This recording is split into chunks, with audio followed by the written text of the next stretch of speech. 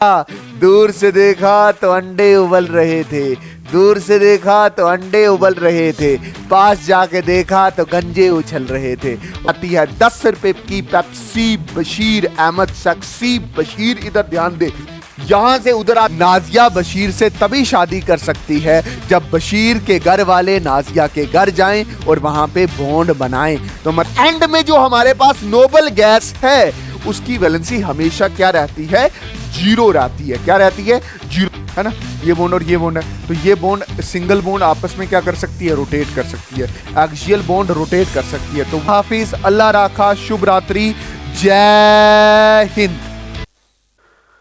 Hi everyone, अस्सलाम वालेकुम वरहमतुल्लाहि वबरकातुहू। नमस्ते, सत श्री अकाल। क्या हाल है? सब बढ़िया, सब बढ़िया। सर आप कैसे हो? मैं ठीक हूं। आप सब कैसे हो? रुखसाना, फरजाना, मुनीर, मुदस्सिर, मुबश्शिर, जुल्फकार, इफ्तिकार, रोहल, करण, सरदीप सिंह, पीयूष, उत्कर्ष, मेरे प्यारे गुड्डू और मेरे प्यारे बशीर, क्या हाल छे? सब बढ़िया। सर पढ़ रहे हो? हाँ सर पढ़ रहे हैं। आपने हमसे वादा किया है कि आप हमारे लिए वन शॉट लाएंगे और हम क्या करेंगे? पढ़ेंगे। दूर से देखा तो अंडे उबल रहे थे, पास जाके देखा, दूर से देखा तो अंडे उबल रहे थे, दूर से देखा तो अंडे उबल रहे थे, पास जाके देखा तो गंजे उछल रहे थे। वाह सर वाह, क्या क्या क्या क्या क्या क्या बोलते रहते हो सर। केमिस्ट्री पढ़ाने आए हो, पहले केमिस्ट्री पढ़ा दो फिर ये सारी चीजें कर लेना। ओके मेरे प्यारे बच्चे, मैं केमिस्ट्री ही पढ़ाऊंगा। और केमिस्ट्री में कौन सा क्या पढ़ाऊंगा आज? ये हमारा वन शॉट रहेगा, ये हमारा वन शॉट रहेगा, ये हमारा वन शॉट रहेगा, और ये हमारा चौथा वन शॉट रहेगा। और कौन सा चैप्टर रहेगा? Chemical bonding. फरजाना, कौन सा? Chemical bonding. अच्छे बच्चों की तरह पेन और कॉपी ले लो। और अगर कोई आलसी बच्चा है उसको इस लेक्चर के बाद पीडीएफ नोट्स मिल जाएंगे टेलीग्राम चैनल से। डिस्क्रिप्शन इस वीडियो के नीचे दे रखी है। ओके सर, स्टार्ट करो। अच्छा, केमिकल बॉन्डिंग। केमिकल बॉन्डिंग में सबसे पहला वर्ड जो आता है वो ये वाला वर्ड है, दैट इज बॉन्ड। बॉन्ड क्या होता है? बॉन्ड, बॉन्ड का मतलब होता है प्यार, या जिसको आप क्या बोलते हो? Force of attraction. Force of attraction. और जब ये बॉन्ड एक एलिमेंट और दूसरे एलिमेंट में बनता है तो उसको हम बोलते हैं केमिकल बॉन्ड। केमिस्ट्री का बॉन्ड केमिकल बॉन्ड, मतलब जब एक एटम दूसरे एटम के साथ प्यार करने लग जाता है। मतलब देखो, ऑक्सीजन ऑक्सीजन के साथ प्यार करता है और क्या बना देता है? O2 बना देता है। हाइड्रोजन और क्लोरीन के साथ प्यार करता है तो क्या बनाता है? क्लोरीन बना देता है। अच्छा, why atom forms the bond, कि क्यों एटम बॉन्ड बनाता है या प्यार करता है? बॉन्ड का मतलब होता है प्यार। क्या होता है? प्यार, इश्क, मोहब्बत, किसी के साथ जुड़ना, फोर्स ऑफ अट्रैक्शन। ये हाथ इस दूसरे हाथ के पास आ रहा है, जुड़ रहा है, तो इसके और इसके बीच में क्या है? बॉन्ड है। अच्छा, क्यों बनाता है bond? The atom forms the bond with the other atom in order to complete its octet. एक एटम दूसरे एटम के साथ बॉन्ड इसलिए बनाता है बशीर साहब, ताकि इस एटम और इस एटम का ऑक्टेट कंप्लीट हो। ये याद रख लेना, ये ऑक्टेट, इसी को बोलते हैं ऑक्टेट रूल। और ऑक्टेट रूल दिया था किसने? ल्यूइस ने। ये क्या बोलता है? Every element must have 8 electron in its outer most shell. जिसके पास आउटर मोस्ट शेल में 8 इलेक्ट्रॉन पूरे हैं तो वो क्या करता है? वो किसी के साथ बॉन्ड नहीं बनाता। बट जिसके पास 8 इलेक्ट्रॉन नहीं है उसको मजबूरन किसी दूसरे के साथ प्यार करना पड़ता है और अपने 8 इलेक्ट्रॉन पूरे करने पड़ते हैं। अच्छा, यहां पे कुछ एक्सेप्शन है। डबलेट रूल है, मतलब हाइड्रोजन और हीलियम को अपने वैलेंस शेल में सिर्फ 2 ही इलेक्ट्रॉन पूरे करने पड़ते हैं। हीलियम के केस में 2 इलेक्ट्रॉन पूरे हैं, इसलिए वो किसी के साथ बॉन्ड नहीं बनाता, बट हाइड्रोजन के केस में 1 इलेक्ट्रॉन है, इसलिए वो बॉन्ड बनाता है। ध्यान से देखो, जैसे ये हाइड्रोजन है, एक एटॉमिक नंबर 1, 1 इलेक्ट्रॉन, तो अगर इसका स्ट्रक्चर बनेगा बीच में न्यूक्लियस और 1 इलेक्ट्रॉन इधर होगा, तो क्या इसका हाइड्रोजन के केस में 2 इलेक्ट्रॉन होने चाहिए। वैलेंस शेल में, आउटर मोस्ट शेल में कितने हैं? 1 है, तो क्या ये बॉन्ड बनाएगा? यस, ये बनाएगा। हीलियम के केस में 2 इलेक्ट्रॉन हैं आउटर मोस्ट शेल में, आउटर मोस्ट शेल को ही आप वैलेंस शेल कहते। ओहो, बात समझ आई कि नहीं आई? अच्छा, ये 2 इलेक्ट्रॉन हैं, ठीक है, ये 2 इलेक्ट्रॉन है, तो क्या ये 2 बॉन्ड बनाएंगे? ना, क्योंकि इसका डबलेट कंप्लीट है। कार्बन 6 इलेक्ट्रॉनिक कॉन्फ़िगरेशन कैसे लिखें? 2,4। आप कैसे लिखते हो? 2,8,8,2 लिखते होते हो। 2 फिल्ड हो गए, फिर 4 6 है, फिर जो 4 होंगे वो अगली वाली शेल में जाएंगे। तो देखो, 2 एक शेल में है, 4 दूसरी शेल में है, तो क्या इसका डबल ऑक्टेट कंप्लीट है? नहीं कंप्लीट है। तो चाचा जी, बशीर जी, ये बॉन्ड बनाएगा? यस, ये बॉन्ड बनाएगा। फिर आप नियोन को देखो, 10 है, 2 इलेक्ट्रॉन, फिर 8 इलेक्ट्रॉन, क्या ऑक्टेट कंप्लीट है? 1 2 3 4 5 6 7 8 ऑक्टेट कंप्लीट है। बॉन्ड बनाएगा? नहीं बनाएगा। जिसके वैलेंस शेल में 8 इलेक्ट्रॉन वो बॉन्ड बनाएगा, 8 इलेक्ट्रॉन वो बॉन्ड नहीं बनाएगा। जिसमें 8 पूरे नहीं है वो बॉन्ड बनाएगा। अच्छा, मेरी बात ध्यान से सुनना, ये 2 साइंटिस्ट हैं, कोसल एंड ल्यूइस। इसने एक रिप्रेजेंटेशन दी जो हमें एलिमेंट्स को रिप्रेजेंट करता है, ताकि हम बता सकें कि उसके वैलेंस शेल में कितने इलेक्ट्रॉन हैं। मतलब ये एलिमेंट्स को रिप्रेजेंट करता है with its valence shell electron या आउटर मोस्ट शेल इलेक्ट्रॉन। क्या है? This approach is use to represent the valence electron. Valence electron को रिप्रेजेंट करता है। Inner nucleus and other electron are represented by the symbol of the element. जैसे for example, ये मेरे पास क्या है? लिथियम है। लिथियम क्या है? दैट इज, लिथियम के 3 इलेक्ट्रॉन होते हैं, 3 एटॉमिक नंबर है, तो इसको कैसे लिखे? 2,1। तो इसका अगर मैं स्ट्रक्चर बनाऊं, ये न्यूक्लियस आ गया, दूसरी शेल में 2 इलेक्ट्रॉन हो गए, और पहली शेल में क्या आ गए? 1 इलेक्ट्रॉन।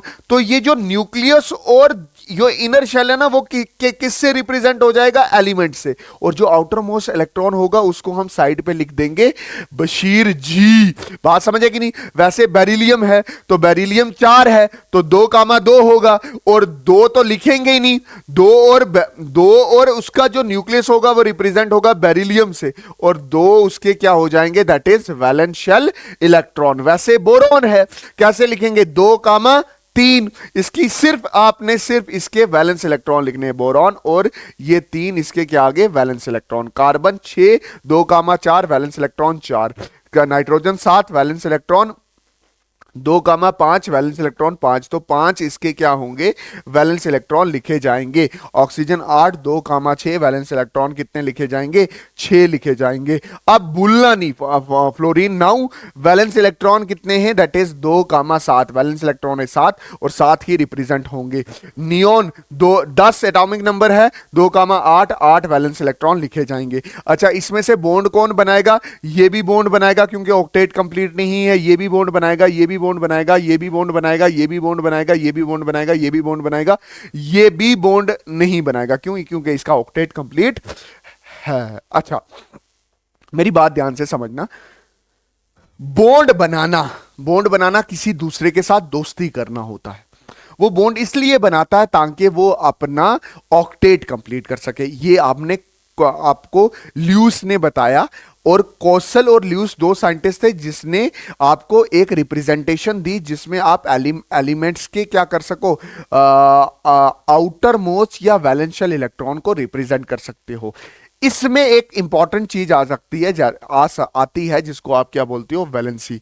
वैलेंसी क्या होता है? वैलेंसी होती है किसी भी एलिमेंट की टेंडेंसिटी कि वो दूसरे एलिमेंट के साथ क्या करता है, बॉन्ड बनाता है। बॉन्ड बनाता है या दोस्ती करता है। Tendency of an atom to make a bond, make a bond with the other. हालांकि ये टॉपिक मैंने उसमें पढ़ा रखा है। वैलेंसी निकालने का तरीका होता है, वैलेंसी निकालने का क्या तरीका होता है? या तो वैलेंसी वैलेंस इलेक्ट्रॉन के बराबर होती है, जब वैलेंस इलेक्ट्रॉन मतलब आउटर इलेक्ट्रॉन 4 से कम होते हैं, या वैलेंसी 8 माइनस वैलेंस इलेक्ट्रॉन के बराबर होती है जब वैलेंस इलेक्ट्रॉन 4 से बढ़ जाते हैं। जैसे फॉर एग्जांपल मेरे से पूछा हाइड्रोजन, हाइड्रोजन 1 है। हाइड्रोजन कितना है? एटॉमिक नंबर 1, वैलेंस इलेक्ट्रॉन 1, एक ही इलेक्ट्रॉन है, तो इसकी वैलेंसी क्या होगी? इसकी वैलेंसी 1 होगी, क्योंकि वैलेंस इलेक्ट्रॉन 4 से कम है। वैसे ही मैंने हीलियम की तरफ किया। हीलियम के केस में एक्सेप्शन है, यहां पे आप याद रख लो कि इसकी वैलेंसी 0 होती है, इसे डबलेट लगता है। डबलेट का मतलब क्या हो गया? ये ऑक्टेट रूल को फॉलो नहीं करता, ये डबलेट को फॉलो करता है। इसके पास 2 इलेक्ट्रॉन ही आउटर मोस्ट शेल में होने चाहिए, वो इसके पास है, ये किसी दूसरे के साथ जुड़ेगा नहीं, दूसरे किसी के साथ बॉन्ड नहीं बढ़ेगा। बात समझ आई कि नहीं आई? अब क्या है? लिथियम 3, 2,1, वैलेंस इलेक्ट्रॉन 1, वैलेंसी 1, क्योंकि वैलेंस इसके वैलेंस इलेक्ट्रॉन कितना है? 1 है। फिर बेरिलियम 4, 2,4, तो वैलेंस इलेक्ट्रॉन कितने? 2, तो वैलेंसी भी कितनी होने वाली है? 2। बोरॉन 5, 2,3, तो वैलेंस इलेक्ट्रॉन कितने? 3, वैलेंसी भी कितनी? 3। कार्बन 2,4, वैलेंसी का वैलेंस इलेक्ट्रॉन कितने? 4, तो वैलेंसी भी कितनी होने वाली है? 4 होने वाली है। ठीक, फिर ये 2,7 है, तो क्या आ गया? 2,5, 2,5, तो 5 है यहां पे, तो 4 से बढ़ गया, 4 से बढ़ गया, तो वैलेंसी के लिए क्या होती है? 8 माइनस वैलेंस इलेक्ट्रॉन। जब वैलेंस इलेक्ट्रॉन 4 से बढ़ जाए तो 8 माइनस 5, 5 वैलेंस इलेक्ट्रॉन है, 8 माइनस 5 इज इक्वल टू 3। वैसे ही यहां पे 6 है, तो 8 माइनस 6 इज इक्वल टू 2। वैसे ही क्या है? 8 माइनस 7 करेंगे तो कितना आ जाएगा? 1 आ जाएगा। बात समझे कि नहीं है? और यहां पे वैलेंस इलेक्ट्रॉन 8 हैं, तो valency is equal to 8 minus valence electron 8 हैं, तो इधर वैलेंसी क्या आ जाती है? 0 आ जाती है। मतलब वैलेंसी किसकी 0 आ रही है? वैलेंसी उस एलिमेंट की 0 आ रही है जिसका ऑक्टेट कंप्लीट है। मतलब वैलेंसी का और बॉन्ड बनाने का कोई चक्कर है? 100% चक्कर है। क्यों नहीं है? है चक्कर। बात समझे कि वैलेंसी का मतलब ही है कि किसी दूसरे के साथ जुड़ना, और जुड़ने को ही बोलते हैं केमिकल बॉन्ड। तो वैलेंसी बताता है कि वो कितने के साथ जुड़ रहा है। ये 1 के साथ जुड़ सकता है, ये 2 के साथ, ये 3 के साथ, ये 4 के साथ, ये 3 के साथ, ये 2 के साथ, ये 1 के साथ, ये 0 के साथ। तो वैलेंसी पीरियड में 1 से 4 की तरफ बढ़ती है, फिर 4 से 0 हो जाती है, और एंड में जो हमारे पास नोबल गैस है उसकी वैलेंसी हमेशा क्या रहती है? 0 रहती है। क्या रहती है? 0 रहती है। बच्चा क्या रहती है? 0 रहती है। 10 रुपए की पेप्सी बशीर अहमद सक्सी बशीर, इधर ध्यान दे, यहां से उधर आते वैलेंसी 4 तक बढ़ती है, फिर कम हो जाती है, 0 हो जाती है। ठीक है। और एक ग्रुप की वैलेंसी देख देख, hydrogen valence electron 1, valency 1, lithium valence electron 1, valency 1, sodium valence electron देख 11 उसका एटॉमिक नंबर है, 11 इलेक्ट्रॉन होंगे, 2,8,1, और वैलेंसी इसकी क्या रहेगी? 1 रहेगी। होप आपको ये कंसेप्ट क्लियर हुआ होगा।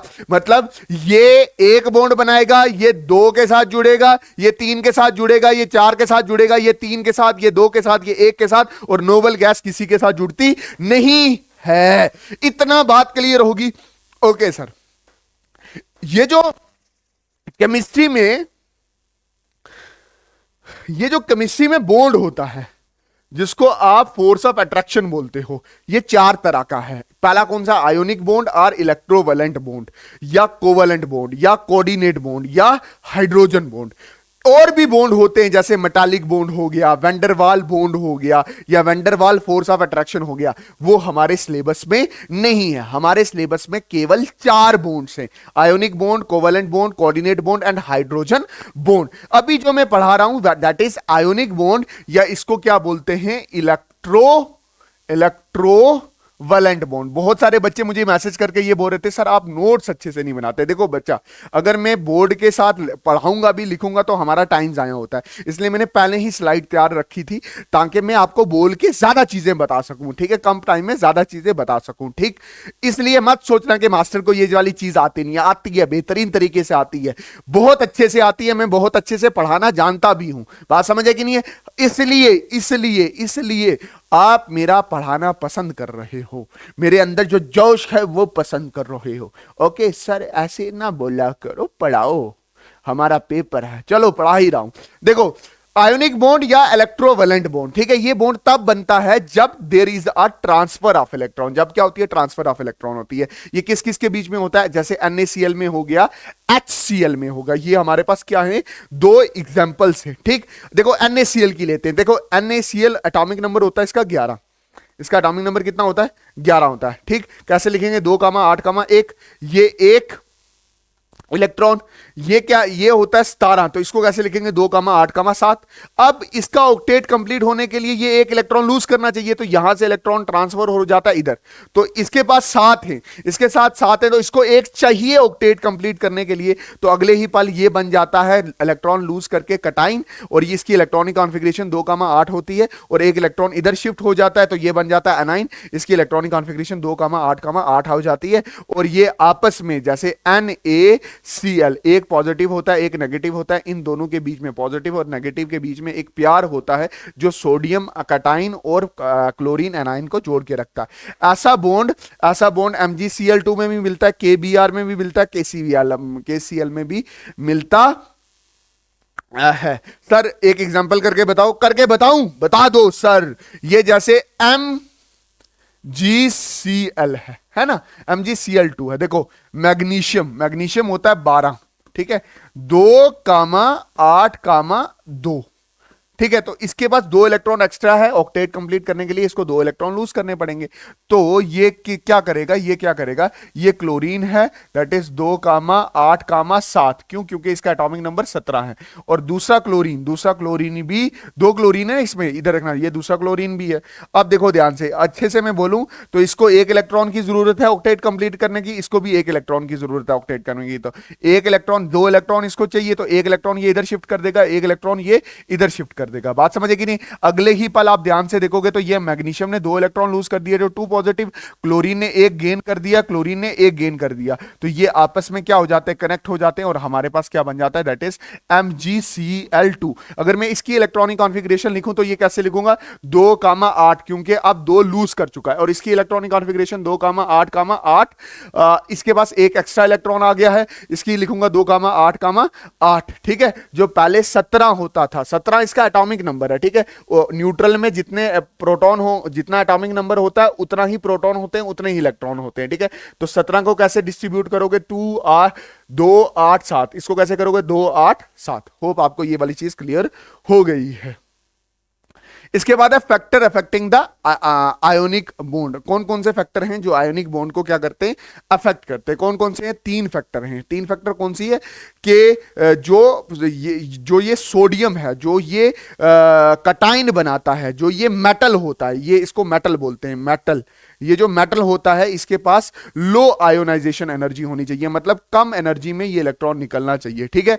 और must have high electron gain enthalpy. कौन सा? ये जो नॉन मेटल है, नॉन मेटल मतलब जो इलेक्ट्रॉन को क्या करेगा? एक्सेप्ट करेगा, इसके पास क्या होनी चाहिए? हाई इलेक्ट्रॉन गेन एंथैल्पी होनी चाहिए, मतलब जब इलेक्ट्रॉन इसमें ऐड हो तो ज्यादा एनर्जी बाहर निकले। मतलब इससे ये भी क्लियर हो जाता है कि ये आयोनिक बॉन्ड मेटल और नॉन मेटल के बीच में बनती है। ओके, ये बात समझ है कि नहीं?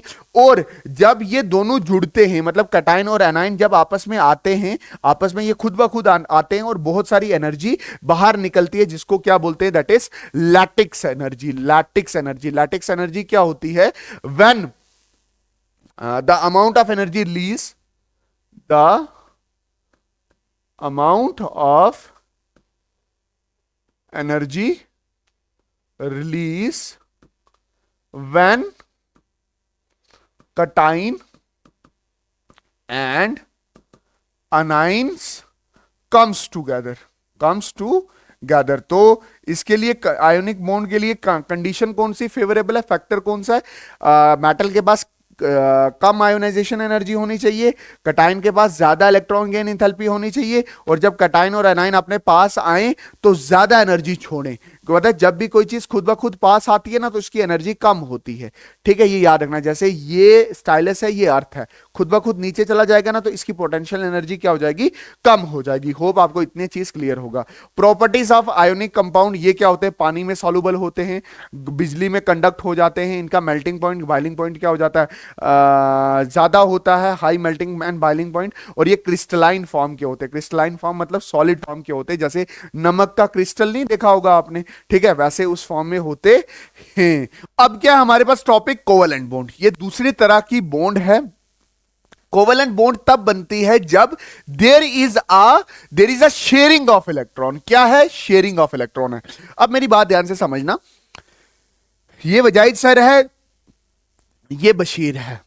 अब शेयरिंग कैसे होगी, मैंने बशीर को स्वेटर दे दी, मैंने बशीर की जैकेट ले ली। अब दूसरे दिन में आया, मैंने बोला बशीर साहब आप मेरी स्वेटर वापस कर दो, अपनी जैकेट वापस ले लो। बात समझ आएगी नहीं। अब मैंने यूज की, वापस कर दी। फिर दूसरे दिन, तीसरे दिन दोबारा क्या हुआ, बशीर साहब ने बोला सर स्वेटर बड़ी अच्छी लगी है, मुझे दोबारा स्वेटर दे दो।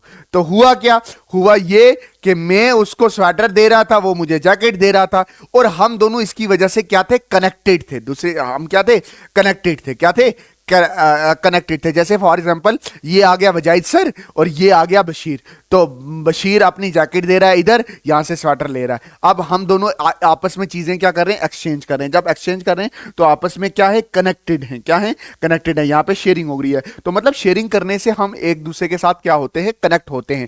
हम याद रखते हैं कि उसने मेरी ये चीज ली थी, मुझे उससे वो चीज लेनी है वापस।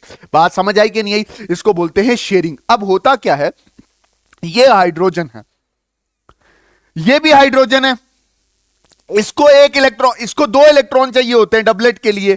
ये एक्सेप्शन है ऑक्टेट रूल की। तो ध्यान से देखा जाए तो ये क्या करता है, यहां से शेयर कर लेता है, ये इसका इधर रख लेता है, तो इसके कितने पूरे हो गए, दो। एक इसका तो दो पूरे हो गए। अब इसके पास एक है और एक ये है, तो ये इसके भी कितने हो गए, दो पूरे हो गए। तो इसने डबलेट कंप्लीट किया और हाइड्रोजन के बीच में क्या बन गया, बॉन्ड बन गया।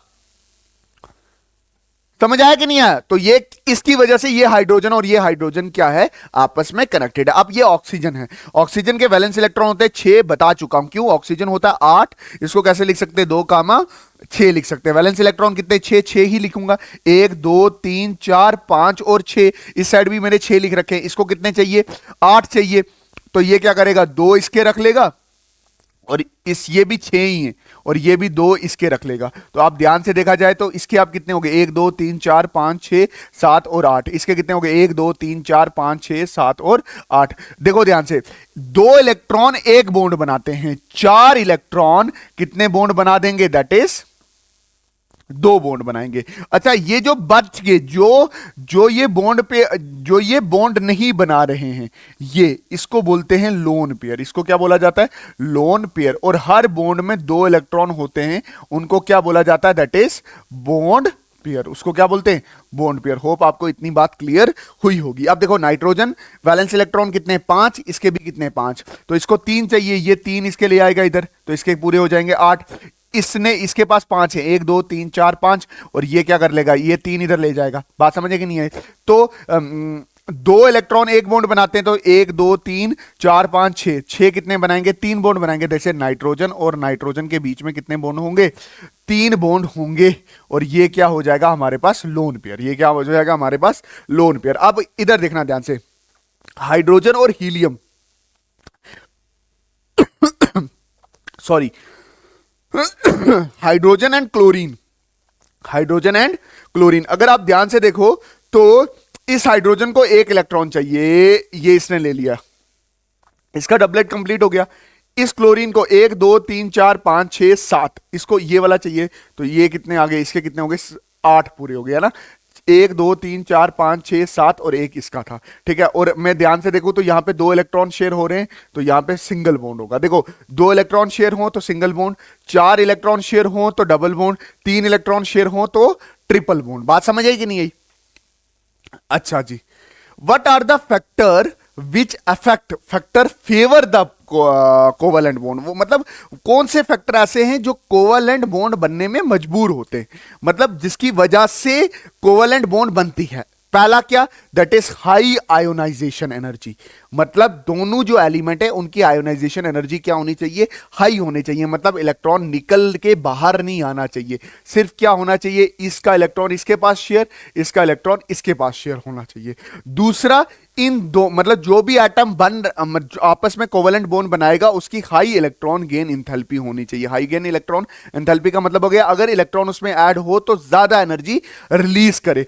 और अक्सर अक्सर अक्सर वो वाले एलिमेंट कोवेलेंट बॉन्ड बनाना फेवर करते हैं जिसकी इलेक्ट्रोनेगेटिविटी सेम होती है। मतलब ना तो वो इलेक्ट्रॉन मतलब दो एलिमेंट आपके सामने हैं, ठीक है, इसकी इलेक्ट्रोनेगेटिविटी और इसकी इलेक्ट्रोनेगेटिविटी दोनों की सेम है, मतलब ना इसका इलेक्ट्रॉन ये पूरी तरह इधर ले सकता है, ना ये वाला इसका इलेक्ट्रॉन पूरी तरफ उधर ले सकता है, ठीक है। अगर होगा भी तो there will be a sharing, there will be a sharing, मतलब कुछ देर के लिए इसका इलेक्ट्रॉन इधर चला जाएगा और कुछ देर के लिए इसका इलेक्ट्रॉन उधर चला जाएगा। कभी कभी दो दो इलेक्ट्रॉन शेयर हो जाते हैं, कभी कभी तीन तीन इलेक्ट्रॉन शेयर हो जाते हैं, कभी कभी एक एक इलेक्ट्रॉन शेयर हो जाता है। अगर एक एक शेयर होगा तो एक बॉन्ड, दो दो शेयर होंगे, दो इधर तो चार, तो दो बॉन्ड बन जाएंगे। तीन तीन शेयर होंगे तो छह इलेक्ट्रॉन होंगे, तो एक बॉन्ड में दो इलेक्ट्रॉन, तो छह में कितने हो जाएंगे, दैट इज एक बॉन्ड में दो इलेक्ट्रॉन, तो तीन बॉन्ड में छह इलेक्ट्रॉन, ठीक है। प्रॉपर्टीज ऑफ कोवेलेंट बॉन्ड, ये पानी में सॉल्युबल नहीं होता, ये लिक्विड सॉलिड गैस के फॉर्म में एग्जिट करता है, ये नॉन कंडक्टर होता है और इसकी रिएक्शन स्लो होती है। कोवेलेंट कंपाउंड इतनी जल्दी जल्दी किसी के साथ रिएक्ट नहीं करते। ओके सर, बॉन्ड पैरामीटर्स क्या होते हैं? To understand the bond we have the bond parameter, मतलब बॉन्ड को अच्छे से समझने के लिए आपके पास क्या होते हैं, बॉन्ड पैरामीटर होते हैं। सबसे पहले होता है बॉन्ड लेंथ। बॉन्ड लेंथ का मतलब हो गया कि जब बॉन्ड बनती है उसके बीच में जो ये बॉन्ड लेंथ होती है उसको बोलते हैं the length of the bond which is known as the bond length. जैसे अगर हाइड्रोजन हाइड्रोजन एक ही बॉन्ड है तो बॉन्ड लेंथ बड़ी है, दो बॉन्ड है तो छोटी हो जाएगी, तीन बॉन्ड है तो और छोटी हो जाएगी, ठीक। बॉन्ड एंगल क्या हो गया, the angle between the two bonds, that is अभी कितना है, दैट इज इस बॉन्ड और इस बॉन्ड के बीच में एंगल कितना है, 120 का एंगल है, ठीक।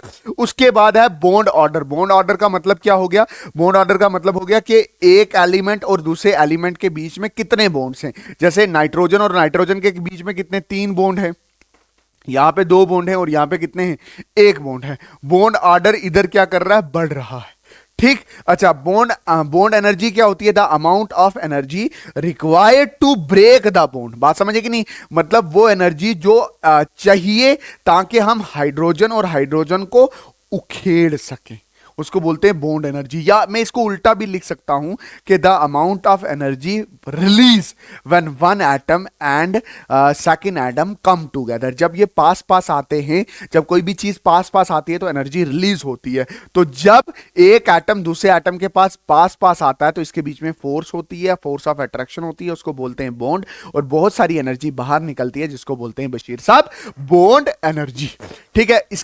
इसके बाद आता है कोऑर्डिनेट बॉन्ड। कोऑर्डिनेट बॉन्ड जो होता है वो एक special type of covalent bond होता है। कोवेलेंट बॉन्ड का ही एक स्पेशल टाइप होता है जिसमें क्या होता है कि जब एक एटम दूसरे एटम के साथ बॉन्ड बनाता है ना, तो वो जो दो इलेक्ट्रॉन बीच में शेयर होते थे ना, वो एक ही एटम से आते हैं और दोनों के साथ शेयर होते हैं, ठीक है। In a coordinate bond all the two electrons come from one atom and share between the atoms, ठीक है। जैसे एक एग्जांपल मैं बता देता हूं कि ये हमारे पास O3 है, ये हमारा O3 है, ऑक्सीजन 8 एटॉमिक नंबर है, तो कैसे लिखेंगे, 2,6 लिखेंगे। हर ऑक्सीजन के 6 वैलेंस इलेक्ट्रॉन होंगे, 1 2 3 4 5 6, 1 2 3 4 5 6, 1 2 3 4 5 6, 3 एटम बना रखे हैं, 1 2 3। अच्छा, ये यहां पे कोवेलेंट बॉन्ड बना, कोवेलेंट बॉन्ड बना, तो इसके कितने हो गए, 1 2 3 4 5 6 7 और 8। अब मैं कोवेलेंट बॉन्ड डंडी से समझा दूंगा। इसके 8 पूरे हो गए, 1 2 3 4 5 6 7 और 8, ठीक है, क्योंकि कोवेलेंट बॉन्ड बना रखा है।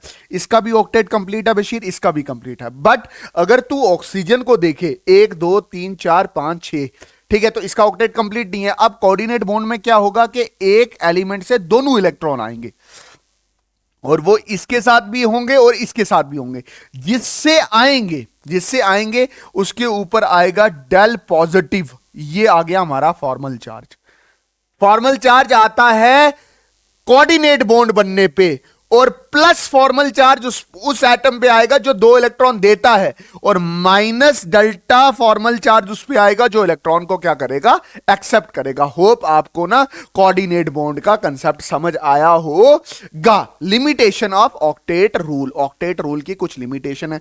जैसे हमारा हाइड्रोजन ही देख लो, क्या हाइड्रोजन 8 इलेक्ट्रॉन वैलेंस पूरा करता है ना, ये कितने पूरा करता है, 2 पूरा करता है, और एक बॉन्ड बनाता है हाइड्रोजन और हाइड्रोजन के बीच में एक बॉन्ड बनाता है। फिर आता है incomplete octet rule. Incomplete octet rule का मतलब क्या होता है, कुछ एलिमेंट ऐसे होते हैं जो 8 इलेक्ट्रॉन, उनको 8 इलेक्ट्रॉन नहीं चाहिए होते, जैसे BF3, ये एग्जांपल है BF3। बोरॉन, बोरॉन 5 होता है, वैलेंस इलेक्ट्रॉन कितने, 2,3, ठीक है। तो वैलेंस इलेक्ट्रॉन 1 2 3, और फ्लोरीन के आपको पता है 7 हैं, 7 हैं, 7 हैं। तो अब होता है क्या है कि बोरॉन एक इलेक्ट्रॉन यहां से शेयर करेगा, एक यहां से शेयर करेगा, और एक यहां से शेयर करेगा, और होगा क्या कि इसके शेयरिंग करने पे 1 2 3 4 5 6, तो इसके पास 6 इलेक्ट्रॉन है, इसको 8 इलेक्ट्रॉन नहीं चाहिए। और फ्लोरीन को देखो तो 7 अपने हैं, और एक ये वाला शेयर कर लेगा, तो इसका 8 पूरा हो रहा है, और इसका भी कितना हो रहा है, 8 इलेक्ट्रॉन पूरे हो रहे हैं। इसके भी कितने हो रहे हैं, 8 इलेक्ट्रॉन पूरे हो रहे हैं। बट ध्यान से देखा जाए तो बोरॉन के 8 इलेक्ट्रॉन पूरे नहीं होते, 8 से कम होते हैं, इनकम्प्लीट ऑक्टेट होता है, ठीक है। अब एक्सपेंडेड ऑक्टेट भी होता है, जैसे PCl5, PCl5। अगर फॉस्फोरस देखो तो 15 होता है, दो क्या क्या लिखोगे, 2 8 5। फॉस्फोरस के कितने वैलेंस इलेक्ट्रॉन है, 1 2 3 4 और 5 हैं। क्लोरीन के कितने होते हैं, क्लोरीन होता है 17। इसको कैसे लिख सकते हैं, 2 8 7, इसके वैलेंस इलेक्ट्रॉन होते हैं 7, इसको कितने चाहिए, 8। ये ध्यान से देखो तो ये इसके 8 इलेक्ट्रॉन पूरे हो गए, ये इसके कितने पूरे हो गए, 8 इलेक्ट्रॉन पूरे हो गए, ये इसके कितने पूरे हो गए, 8 इलेक्ट्रॉन पूरे हो गए, इसके भी 8 पूरे हो गए, इसके भी कितने हो गए, 8 पूरे हो गए। बट जब आप फॉस्फोरस को ध्यान से देखो, फॉस्फोरस 5 ये वाले, ये इसका 1 ले रहा है, तो ये भी 1 लेगा, ये भी 1 लेगा, ये भी इसका 1 लेगा, ये इसका 1 लेगा। तो ध्यान से देखो, 1 2 3 4 5 6 7 8 9 10, तो इसके इलेक्ट्रॉन 10 हो जाते हैं, 8 नहीं होते। तो ये क्या है, एक्सपेंडेड ऑक्टेट रूल। ऐसा SF6 में भी होता है, और IF7 में भी होता है। अच्छा, कुछ ऐसे मॉलिक्यूल होते हैं जिसमें ऑड इलेक्ट्रॉन होते हैं, जैसे for example oxygen 6 valence electron है, नाइट्रोजन 5 वैलेंस इलेक्ट्रॉन है, इसको 8 करने, इसको भी 8 करने, तो ये क्या हुआ, 1 2 3 4 5 6, तो ये क्या करेगा, 2 यहां से शेयर करेगा, ठीक है। इसके पास कितने हो जाएंगे, 8 इलेक्ट्रॉन पूरे हो जाएंगे। बट इसके पास कितने होंगे, 1 2 3 4 5, है ना, 5। इसने इसके 2 लिए, तो ये भी इसके कितने लेगा, 2 लेगा, तो कितने हो गए, 1 2 3 4 5 6 7, इसके 7 इलेक्ट्रॉन मुकम्मल होंगे वैलेंस इलेक्ट्रॉन में। तो ये क्या, 7 एक ऑड इलेक्ट्रॉन मॉलिक्यूल है, ठीक है, जिसका ऑक्टेट कंप्लीट नहीं होता, बट तब भी वो मॉलिक्यूल दुनिया में एग्जिस्ट करता है, बशीर साहब। ओके, अब है रेजोनेंस। रेजोनेंस का मतलब क्या होता है, देखो, जब if all the properties of the molecule is not explained from its single structure, के जब सारी केमिकल प्रॉपर्टीज एक स्ट्रक्चर से ना समझ आए किसी भी मॉलिक्यूल की, तो हम क्या करते हैं, फिर हम मैनी स्ट्रक्चर की तरफ जाते हैं to explain all the properties. और कोई एक स्ट्रक्चर सारी प्रॉपर्टीज को नहीं समझा सकता, इसी को बोलते हैं, this is known as resonance. इसी को क्या बोलते हैं, रेजोनेंस। अब मेरी बात ध्यान से देखो, जैसे O3 है, O3 में ये 2 डबल बॉन्ड है, और ये क्या है, सिंगल बॉन्ड है। बात समझिए, ये डबल बॉन्ड है और ये क्या है, सिंगल बॉन्ड है। देखो, ये बॉन्ड छोटी है और ये बॉन्ड क्या है, बड़ी है। अब ऐसा भी तो हो सकता है कि ये डबल बॉन्ड इधर शिफ्ट हो और ये बॉन्ड क्या हो जाए, बड़ी हो जाए। समझ आया कि नहीं आया, ये बॉन्ड इधर शिफ्ट हो तो ये छोटी हो जाएगी और ये क्या हो जाएगी, बड़ी हो जाएगी। अब 2 मिनट ध्यान से समझना, मैं बोल रहा हूं ये बॉन्ड छोटी है, ये तकरीबन 1 इसकी लेंथ है और ये इसकी क्या है, 2 लेंथ। फिर अगले ही पल मैंने देखा कि ये बॉन्ड लंबी होगी और ये क्या होगी, छोटी, क्योंकि ये वाले इलेक्ट्रॉन इधर शिफ्ट हो गए। अब मेरे दिमाग में ये आया, यार ये वाली बॉन्ड अभी 1 लेंथ की थी, वही वाली 2 की होगी, ये कैसे पॉसिबल है। एक्चुअल में इसकी लेंथ क्या, दैट इज 1.5। क्यों 1.5 रहेगी, ये भी 1.5, ये भी 1.5 क्यों रहेगी, क्योंकि ये वाली बॉन्ड इधर शिफ्ट करेगी और बॉन्ड छोटी हो जाएगी। फिर अगले पल तो एवरेज में क्या रहेगा 1.5। ये एक रेजोनेटिंग स्ट्रक्चर है फर्स्ट, ये रेजोनेटिंग स्ट्रक्चर है 2, और ये रेजोनेंस हाइब्रिड है, रेजोनेंस हाइब्रिड है, मतलब बीच वाला स्ट्रक्चर है। ठीक, वैसे ही आप देखो SO3 में ये छोटी है, ये 1 है, इसकी 2 है, ये 2 है लेंथ। तो ध्यान से देखा जाए अगले ही पल ये 1 हो गया, ये 2 और ये 2 हो गया। फिर अगले ही पल ये 1 हो गया, ये 2 और ये 2 हो गया। बट एक्चुअल में इसकी लेंथ कितनी है 1.5, 1.5 और 1.5। बात समझे कि नहीं है? मतलब मेरा कहने का मतलब ये है कि रेजोनेंस में ये होता है कि क्या इसका स्ट्रक्चर यही होगा ना, ये वाली जो डबल बॉन्ड है यहां पे ऑसिलेट करती रहती है, जिसकी वजह से ये 1 ना होके 1.5 होता है, ये 2 ना होके 1.5 होता है, ये 2 ना होके 1.5 होता है। होप आपको ये वाली चीज क्लियर होगी। वैसे ही NO2 में देख लो, ये 2 है, ये 1 है, ये शिफ्ट हुआ इधर, तो ये 1 हो गया, ये 2 हो गया। बट एक्चुअली में कितना है 1.5 और 1.5। ये मैं आपको एक हाइपोथेटिकली वैल्यू दे रहा हूं ताकि आप कंसेप्ट को समझ सको कि एक पल में एक बॉन्ड लंबी थी, दूसरी छोटी थी, बट एक्चुअल में वो ना लंबी है ना छोटी है, बीच में आती है, दैट इज मीडियम बॉन्ड। ठीक है, NO3 में देखो, ये 1 है, ये 1 है, ये 2 है, ये 2 है। फिर ये क्या होगा, ये 1 है, ये 2 है, और ये क्या है 2। फिर ये क्या है, ये 1 है, ये 2 है, और ये क्या है 2, और ये बीच में आ जाएगी 1.5, 1.5 और 1.5। All the resonating structure imaginary structure होते हैं। आपको सारे रेजोनेंस बनाने आने चाहिए, मैंने बड़े इजी तरह से आपको समझाए हैं। इसके बाद है डाइपोल मूवमेंट। डाइपोल मूवमेंट क्या होता है, जब दो equal and opposite charge separated by a small distance. जब दो इक्वल एंड अपोजिट चार्ज, मतलब ये अगर प्लस क्यू है, ये सेपरेट होता है माइनस क्यू से, तो हम उसको बोलते हैं दैट इज डाइपोल। अब होता क्या है, मान के चलो हमारे पास HCl है, HCl को गोल खोल के लिखेंगे तो एक आएगा H, एक आएगा Cl। अब ये मोर इलेक्ट्रोनेगेटिव है, तो इसमें इस बॉन्ड में 2 इलेक्ट्रॉन है, ये शिफ्ट हो जाएंगे इधर, इसके ऊपर आ जाएगा माइनस डेल्टा और इसके ऊपर आएगा प्लस डेल्टा। मतलब ये प्लस क्यू हो गया, ये माइनस क्यू हो गया। ये दो equal charges separated by small distance, इसी को बोलते हैं डाइपोल। ठीक है, ये लेस इलेक्ट्रोनेगेटिविटी था, इसलिए ये वाले 2 इलेक्ट्रॉन जो शेयर हुए थे वो ज्यादा देर क्लोरीन के पास रहेंगे, क्योंकि वो इलेक्ट्रॉन से ज्यादा प्यार करता है और मॉडर्न पीरियोडिक टेबल में इस तरफ आता है, राइट तरफ आता है।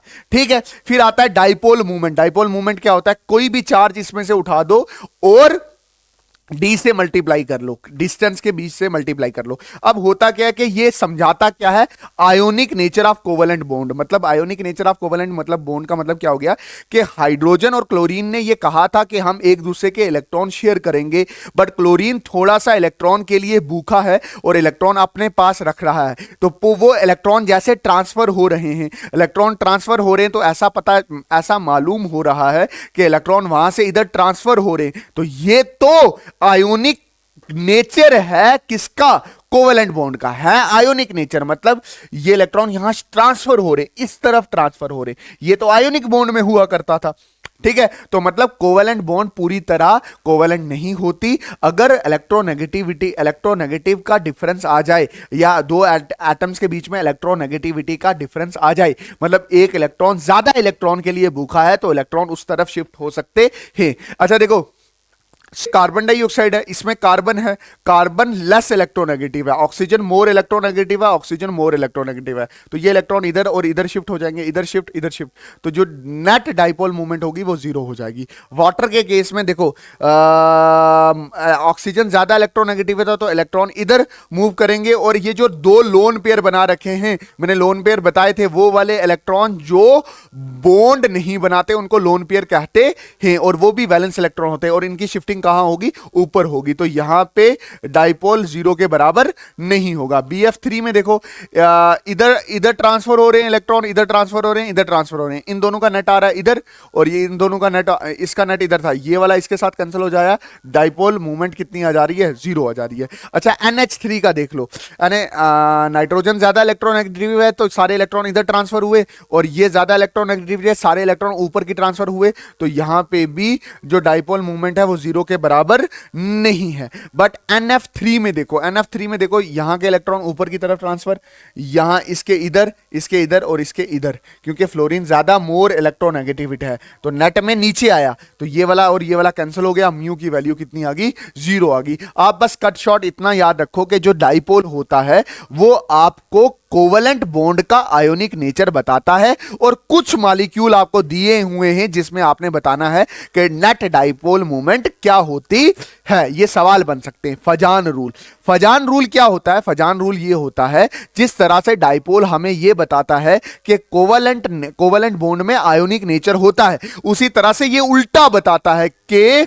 कोवलेंट करैक्टर होता है आयोनिक बॉन्ड का, कि ionic bond covalent character show करती है। जैसे लिथियम और क्लोरीन के बीच में आयोनिक बॉन्ड है ना, आयोनिक है। जैसे लिथियम 3 है तो 2,1 लिखूंगा, तो 2 नीचे पहली शेल में और 1 वैलेंस शेल में, इसमें 2,8,7 लिखूंगा, 17 है। तो 2 पहली शेल में, 8 दूसरी शेल में और 7 वैलेंस शेल में, तो ये एक इलेक्ट्रॉन इधर ट्रांसफर हुआ, इसका एक इलेक्ट्रॉन ट्रांसफर हुआ, और ये एक दूसरे के साथ क्या कर गया, जुड़ गए, अटैच हो गए, लिथियम क्लोरीन के साथ अटैच हो गया बाय आयोनिक बॉन्ड।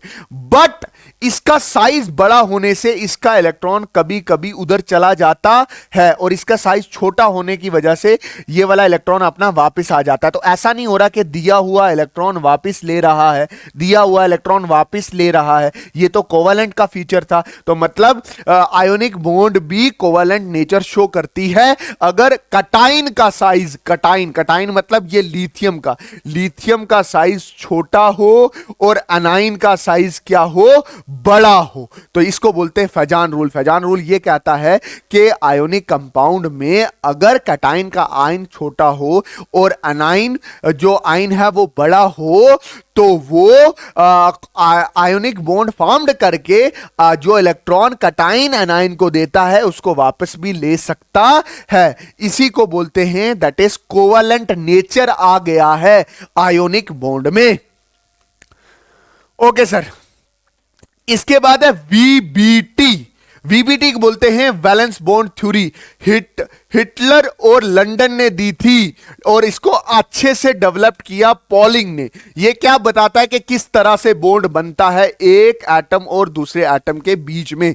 बोलता है bond formed by the overlap of atomic orbital. बोलता है एक एटम और दूसरे एटम के बीच में बॉन्ड तभी बन सकता है कि जब वहां पे एटॉमिक ऑर्बिटल बने। जैसे फॉर एग्जांपल नाजिया बशीर से तभी शादी कर सकती है जब बशीर के घर वाले नाजिया के घर जाएं और वहां पे बॉन्ड बनाएं। तो मतलब वो जब पास पास आएंगे, रिश्तेदारियां बनेगी, तभी बॉन्ड बनेगा। तो वो बोल रहा है जब इस एटम के ऑर्बिटल और इस एटम का ऑर्बिटल पास पास आएगा तभी क्या बनेगी, बॉन्ड बनेगा। अब अगर ध्यान से देखो, इसके पास कितने इलेक्ट्रॉन हैं,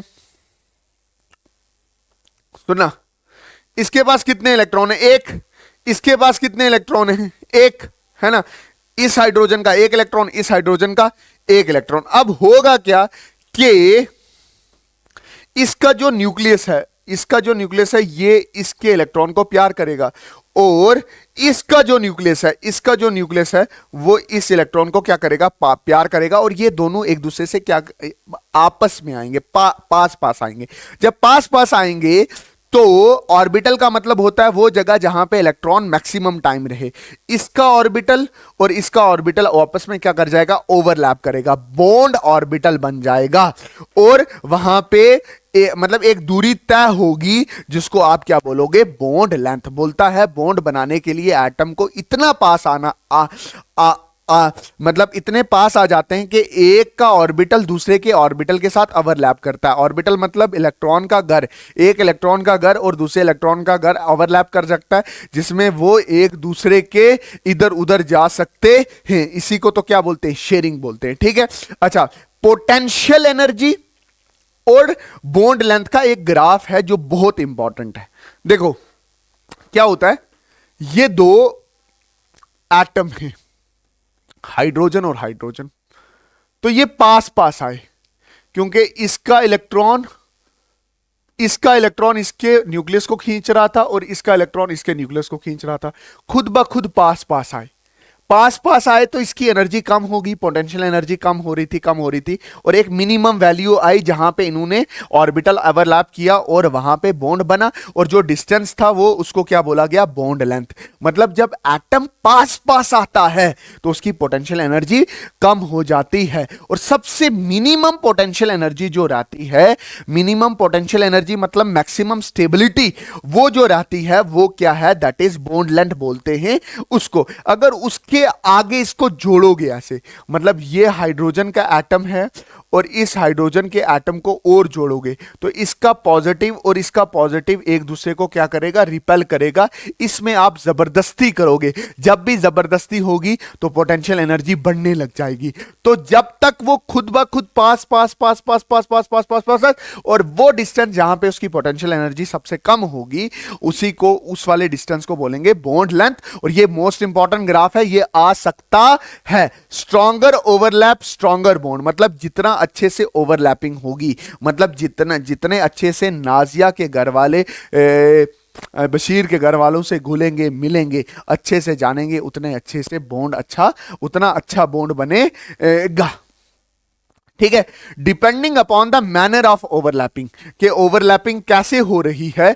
जो कोवलेंट बॉन्ड होता है वो दो मेजर टाइप का होता है। कितने मेजर टाइप का, दो मेजर टाइप का। एक होता है सिग्मा बॉन्ड, सिग्मा बॉन्ड होता है एक्सियल ओवरलैप या एंड टू एंड ओवरलैप। जैसे फॉर एग्जांपल ये एक्सियल ओवरलैप है, मतलब इसका ऑर्बिटल और इसका ऑर्बिटल क्या कर गया, ओवरलैप कर गया। ये एस ऑर्बिटल और एस ऑर्बिटल साइड्स ना क्या एक्सियल एक्सिस से आके क्या कर गया, ओवरलैप कर गया। इसमें मैक्सिमम ओवरलैप होता है और यहां पे स्ट्रॉन्गर बॉन्ड बनती है। वैसे साइड मतलब एक्सिस पे एस और पी ऑर्बिटल भी ओवरलैप कर सकते हैं, और ये डिसाइड करता है कि ज्योमेट्री क्या होगी। ज्योमेट्री मतलब देखो, जैसे फॉर एग्जांपल ये बॉन्ड और ये बॉन्ड है ना, ये बॉन्ड और ये बॉन्ड है, तो ये बॉन्ड, सिंगल बॉन्ड आपस में क्या कर सकती है, रोटेट कर सकती है। एक्सियल बॉन्ड रोटेट कर सकती है, तो वो क्या बना सकती है, बताती है, ज्योमेट्री बताती है कि मॉलिक्यूल की ज्योमेट्री कैसी होगी। वेरी गुड सर, ठीक। अच्छा, एक बॉन्ड बन रखा है, मतलब एक्सियल बॉन्ड बन रखा है, ये एक्सियल बॉन्ड बन रखा है और दूसरा साइड से आके बने, तो पहले वाला हो जाएगा क्या, पहले वाला बॉन्ड होगा सिग्मा ये वाला, और दूसरा हो जाएगा पाई। पाई कब बनता है, जब आप साइड से ओवरलैप करवाते हो। ठीक है, ये पक्की बॉन्ड होती है, ये थोड़ी सी कच्ची बॉन्ड होती है, ये नाजुक बॉन्ड होती है। और ये देखो, ये इस तरह से रोटेट भी नहीं हो सकती, मतलब जो पाई बॉन्ड होती है वो रोटेट नहीं करती, साइड वाइज ओवरलैप होगी, वीकर देन सिग्मा होगी, formed after the sigma bond, sigma bond के बाद बनेगी, और ये डायमेंशन को कंट्रोल करेगी, मतलब जो मॉलिक्यूल का साइज होगा उसको छोटा कर देगी, बट उसकी ज्योमेट्री को चेंज नहीं कर सकती। देखो, पहली एक्सिस में बनी है दैट इज सिग्मा बॉन्ड, और दूसरा साइड वाइज बनेगी, उसको क्या बोलेंगे, पाई बॉन्ड बनेंगे। देखो, हाइड्रोजन और हाइड्रोजन में एक बॉन्ड, सिंगल बॉन्ड सिग्मा होती है। ऑक्सीजन और ऑक्सीजन में जो पहली बॉन्ड होती है वो सिग्मा होती है, दूसरी पाई बोलते हैं। नाइट्रोजन, नाइट्रोजन में एक सिग्मा होती है और दो क्या होती हैं, पाई बॉन्ड होती है। अब एक चीज ध्यान में रखना, अब जो हमारे पास जो कंसेप्ट आ रहा है वो है हाइब्रिडाइजेशन का। हाइब्रिडाइजेशन तब तक समझ नहीं आती जब तक हम एग्जांपल ना कर लें। हाइब्रिडाइजेशन के कुछ इंपॉर्टेंट पॉइंट है, पहले मैं वो डिस्कस करूंगा और फिर एग्जांपल से आपको बिल्कुल अच्छे से समझ आ जाएगी। हाइब्रिडाइजेशन क्या बताता है, शेप ऑफ मॉलिक्यूल बताता है कि मॉलिक्यूल की क्या शक्ल है वो बताता है। मतलब जैसे फॉर एग्जांपल मैं पानी पी रहा हूं, पानी पानी के मॉलिक्यूल से बना है, उस मॉलिक्यूल की क्या शक्ल रही होगी वो बताता है हाइब्रिडाइजेशन। शक्ल मतलब शेप, या मैं अच्छे से बोलूं ज्योमेट्री बताता है। क्या बताता है, ज्योमेट्री, बेसिक ज्योमेट्री बताता है किसकी, मॉलिक्यूल की। ये एक थ्योरेटिकल कांसेप्ट है। यहां पे क्या बोलता है, बोलता है mixing of atomic orbital of same energy to form a hybrid orbit. बोलता है जो एटम होते हैं उनके हाइब्रिड ऑर्बिटल क्या, एटॉमिक ऑर्बिटल मिक्स होते हैं और हमें नए हाइब्रिड ऑर्बिटल देते हैं। वही हाइब्रिड ऑर्बिटल न्यूक्लियस के अराउंड अरेंज होते हैं स्पेस में मिनिमम रिपल्शन के पाथ और हमें एक ज्योमेट्री मिलती है किसी भी मॉलिक्यूल की। हाइब्रिडाइजेशन का मतलब क्या होता है? मिक्सिंग होती है एटॉमिक ऑर्बिटल की, हाइब्रिड ऑर्बिटल मिलते हैं, वो हाइब्रिड ऑर्बिटल सारे के सारे की एनर्जी और शेप क्या होती है? सेम होती है, और न्यूक्लियस के इर्द गिर्द अरेंज करते हैं और हमें क्या देते हैं? शेप देते हैं। मिक्सिंग किस किस की हो सकती है? sp मिक्स हो सकता है, sp2 मिक्स हो सकता है, s1 और p3 मिक्स हो सकते हैं, s1 p3 और d1 मिक्स हो सकता है, s1 p3 और d2 मिक्स हो सकते। मैन पॉइंट्स याद रखने होते हैं क्या? जितने एटॉमिक ऑर्बिटल मिलेंगे उतने हाइब्रिड ऑर्बिट बनेंगे, ठीक है। ऑल हाइब्रिड ऑर्बिट जो बन रहे हैं उनकी सेम एनर्जी और सेम शेप्स होती हैं। Hybrid orbital are more efficient to form a bond. जो हाइब्रिड ऑर्बिट होते हैं वो मोर एफिशिएंट होते हैं बॉन्ड बनाने में, ठीक है। Hybrid orbital arrange around the nucleus to give the structure. यही हाइब्रिड ऑर्बिटल न्यूक्लियस के अराउंड अरेंज होते हैं और हमें ज्योमेट्री देते हैं किसी भी मॉलिक्यूल का। मैं आपको अच्छे से बोलूं, आप एग्जांपल करोगे, ये सारे पॉइंट्स आपको अच्छे से समझ आ जाएंगे। एग्जांपल पे चलें, पहले कुछ कंडीशंस हैं वो भी पढ़ लो हाइब्रिडाइजेशन की। क्या बोलता है? All atomic orbital mix have equal energy. जो एटॉमिक ऑर्बिटल मिक्स होंगे उनकी एनर्जी क्या होनी चाहिए? सेम। वैलेंस शेल ही मिक्स होंगे atomic orbital to give the hybrid orbital. यहां पे promotion of electron is not necessary, अभी आपको पता चल जाएगा अगली एग्जांपल में। बोलता है half filled and fully filled both take place in the hybridization. मतलब उन एटॉमिक ऑर्बिटल जो पूरी तरह से फील्ड हैं, जो आधी तरह से फील्ड हैं, वो भी हाइब्रिडाइजेशन में मेन रोल अदा कर सकते हैं। एग्जांपल पे चलते हैं, फिर आपको अच्छे से समझ आ जाएगा कि मैं क्या कहने की कोशिश कर रहा हूं। एग्जांपल करें, यहां पे यहां पे मैं थोड़ी देर रुकूंगा और आपको एक चीज बताऊंगा कि हाइब्रिडाइजेशन के जो सारे पॉइंट मैंने अभी बोले हैं वो तभी समझ आ सकते हैं जब आपको एग्जांपल्स आती हैं। जैसे पहली एग्जांपल है हाइब्रिडाइजेशन की, that is sp hybridization. sp hybridization में क्या होगा? एक s का एक p का ऑर्बिटल मिलेगा, एक ही एटम का वो मिलके दो सेम हाइब्रिड ऑर्बिटल में बनाएंगे। मतलब जितने जुड़े उतने बने, और वो अरेंज होंगे ऐसे। ये एक ऐसे अरेंज हुआ और एक ऐसे अरेंज हुआ, और शेप कौन सी बनी? दैट इज 100 मतलब लीनियर शेप बनी है, और with a bond angle of 180 shape. इसको क्या बोलेंगे? लीनियर बोलेंगे। हमारे पास एग्जांपल है BCl3 बेरिलियम, ठीक है। एटॉमिक नंबर कितना होता है? 4 होता है। कैसे लिखूंगा? 1s2 2s2 2p0। ये इसकी ग्राउंड स्टेट है। कौन सी स्टेट है? ग्राउंड। एक्साइटेड स्टेट में क्या हुआ कि एक इलेक्ट्रॉन यहां से शिफ्ट हुआ इधर। वो मैंने बोला कि ये जो शिफ्टिंग ऑफ इलेक्ट्रॉन है ये जरूरी नहीं है कि शिफ्टिंग हर बार हो, उसी को हाइब्रिडाइजेशन कहते हैं। बात समझ आई कि नहीं है? तो ये वाली हुआ इलेक्ट्रॉन इधर शिफ्ट, तो ये बन गया एक्साइटेड स्टेट। एक्साइटेड स्टेट में 1s2 वैसे ही है, बट एक इलेक्ट्रॉन इधर चला गया तो ये कितना आया? 2s1। ये कितना आ गया? 2p1। एक इलेक्ट्रॉन इसका, एक इलेक्ट्रॉन इसका। तो हाइब्रिड कितने ऑर्बिटल? हाइब्रिड ऑर्बिटल कितने हुए? 2। एक ये और एक ये बेरिलियम का एक हाइब्रिड ऑर्बिटल, ये एक ये, और इसका उसके बीच में एक इलेक्ट्रॉन ये और एक इलेक्ट्रॉन ये। और क्लोरीन के कितने होते? अब क्लोरीन आएगा रोल में। 2 क्लोरीन लगे, एक क्लोरीन इधर, एक क्लोरीन इधर। तो मैं ध्यान से देखूं तो ये क्लोरीन के 7, 1 2 3 4 5 6 और 7, और एक ये, इसका ऑक्टेट कंप्लीट। इस साइड भी क्लोरीन का ऑक्टेट क्या हो जाएगा? कंप्लीट हो जाएगा। और बेरिलियम का ध्यान से देखो तो 2 अपने हैं, 2 इससे लिए, तो इसके 4 ही कंप्लीट हुए। sp हाइब्रिडाइजेशन और कहां देखने को मिलती है? और देखने को मिलती है दैट इज एल्काइन में। याद रखना, एल्काइन में। बात समझे? एल्काइन का जो भी कार्बन जिसमें ट्रिपल बॉन्ड है वो sp हाइब्रिडाइज है। क्या है? sp हाइब्रिडाइज है। बात समझे कि नहीं है? और हाइब्रिडाइजेशन निकालने का एक और भी रूल है कि जो हाइब्रिडाइजेशन होता है वो number of sigma bond plus lone pair. यहां पे सिग्मा बॉन्ड कितने हैं? देखो सिग्मा बॉन्ड है एक सिग्मा बॉन्ड है और ये दूसरी सिग्मा बॉन्ड है। तो एक s का आ गया, एक p का। हाइब्रिडाइजेशन क्या होगी? sp।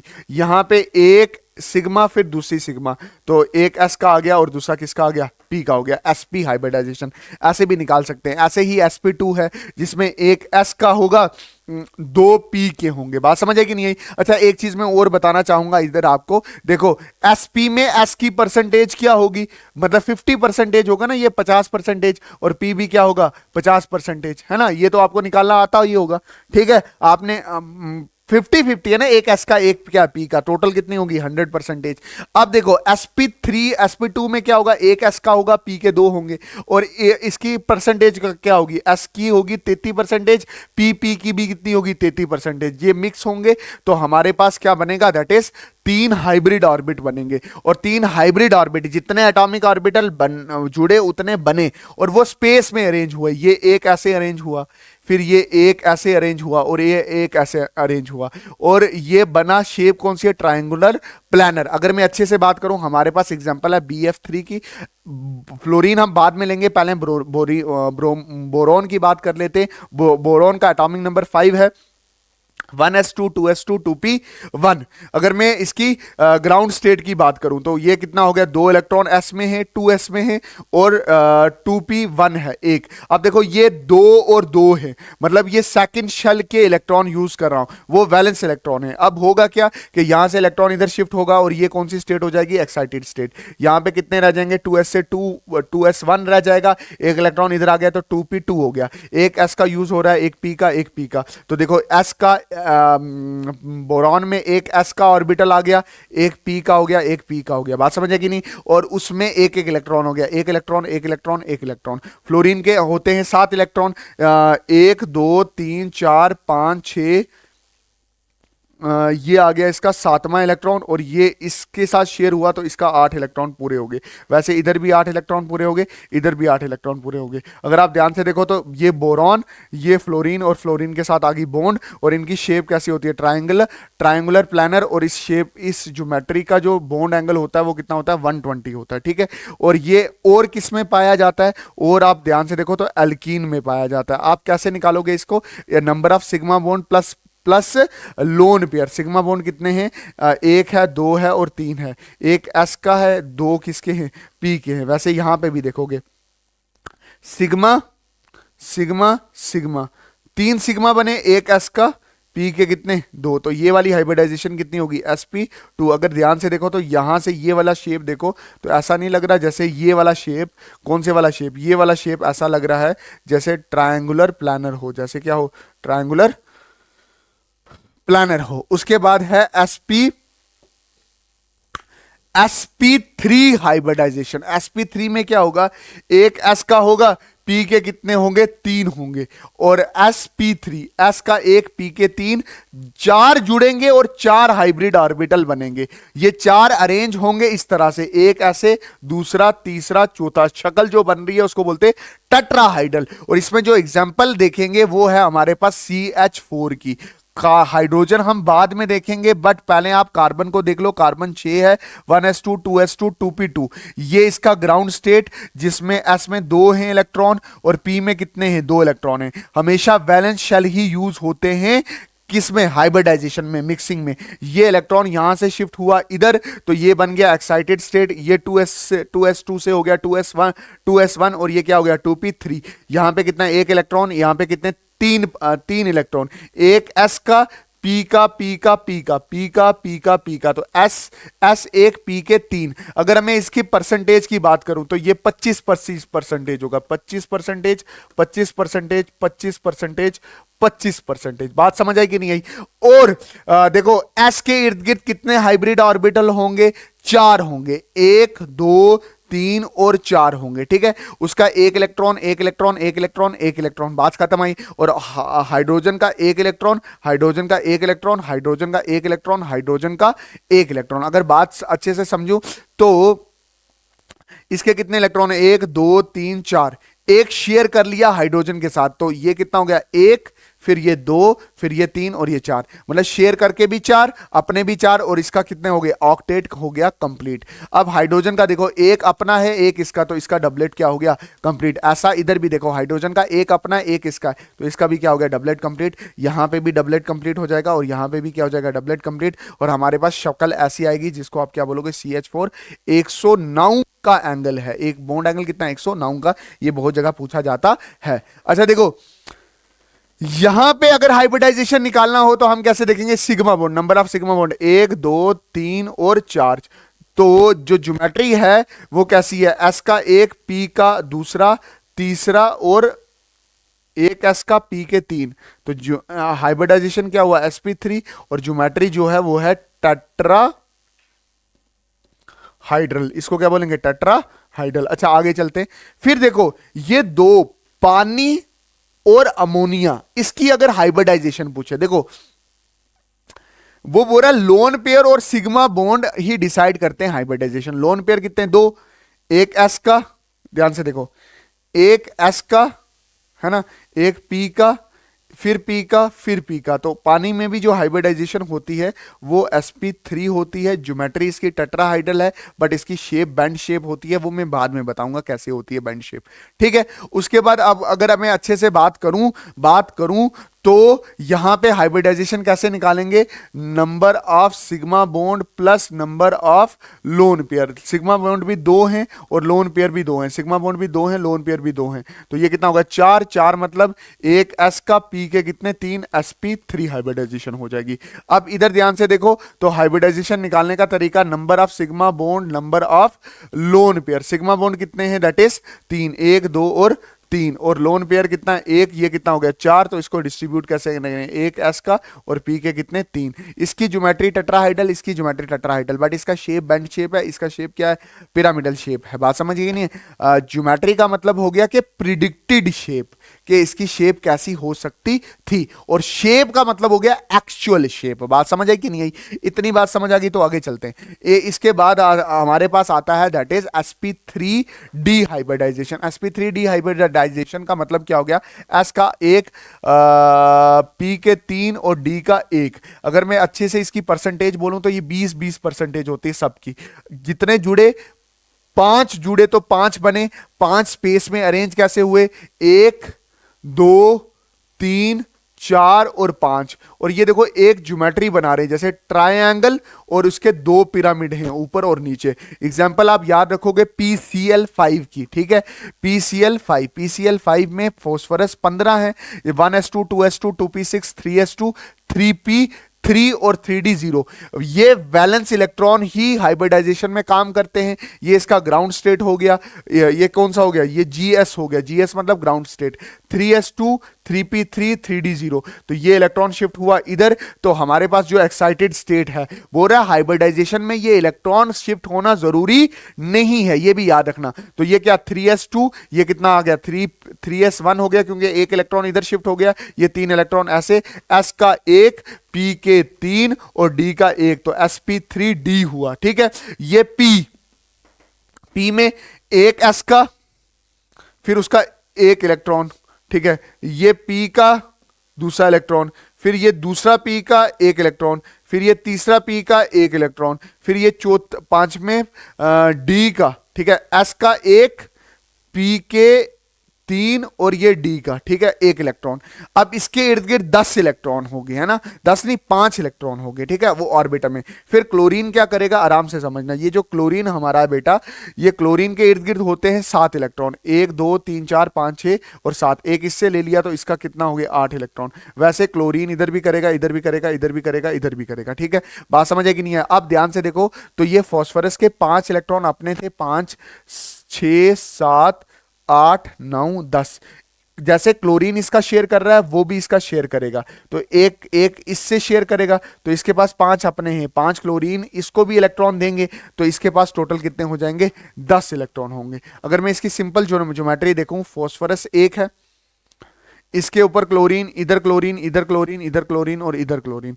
और मैं और अच्छे से बात करूं तो सिग्मा बॉन्ड कितने, 5, 5 में एक s का, p के कितने 3 और एक किसका, दैट इज d का। हाइब्रिडाइजेशन कितनी हुई, sp3d। और इस ज्योमेट्री को बोलते हैं that is triangular by pyramid, ठीक है। ज्योमेट्री मतलब प्रिडिक्टेड शेप क्या हो सकती है।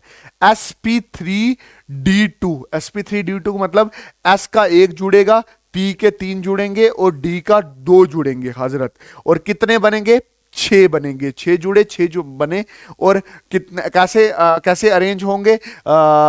एक ऑर्बिटल ये अरेंज हुआ, एक ये हुआ, एक ये हुआ, एक ये हुआ, दो एक ऊपर हुआ, एक नीचे हुआ। और ये प्रिडिक्टेड जो ज्योमेट्री दिख रही है, ऐसा लग रहा है ये स्क्वायर है और इसके ऊपर पिरामिडल है, स्क्वायर पिरामिडल। एग्जाम्पल इसमें बशीर साहब कौन सी रहेगी? That is SF6। SF6। अगर आप अच्छे बच्चे हो तो ध्यान से देखो, ध्यान से देखो कि मेरे पास सल्फर है 16, 1s2 2s2 2p6 3s2 3p4 और 3d 0। मुझे इस वैलेंस शेल इलेक्ट्रॉन से लेना देना होता है हाइब्रिडाइजेशन में। ये ग्राउंड स्टेट है। ग्राउंड स्टेट मतलब कोई भी इलेक्ट्रॉन शिफ्टेड नहीं हुआ है।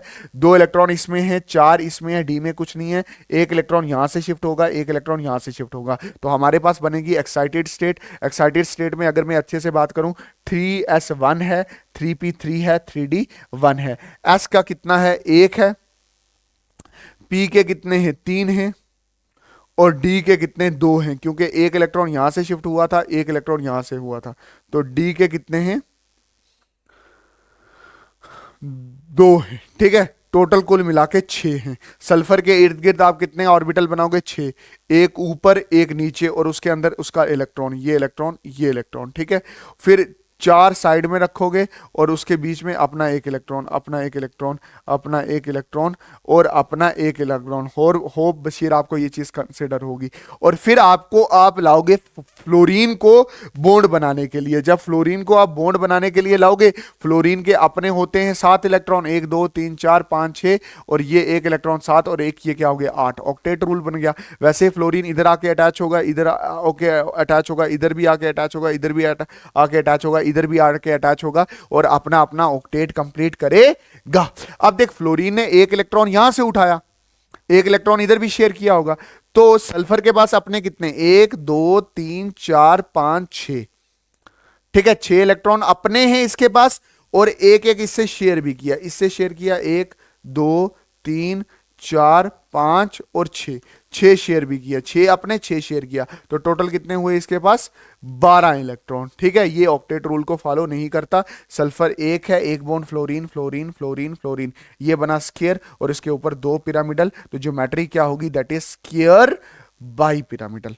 होप आपको इतनी चीज क्लियर हुई होगी। अब मेरी बात ध्यान से देखो, जो हाइब्रिडाइजेशन है वो सारे के सारे शेप्स नहीं बताती, वो कुछ ज्योमेट्री बताती है, जैसे linear, trigonal planar, trigonal planar, tetrahedral, फिर ट्रायंगुलर बाइपिरामिडल और स्क्वायर बाइपिरामिडल। इस यही शेप बताती है। बीच में से बहुत सारी शेप्स ये क्या कर देती है?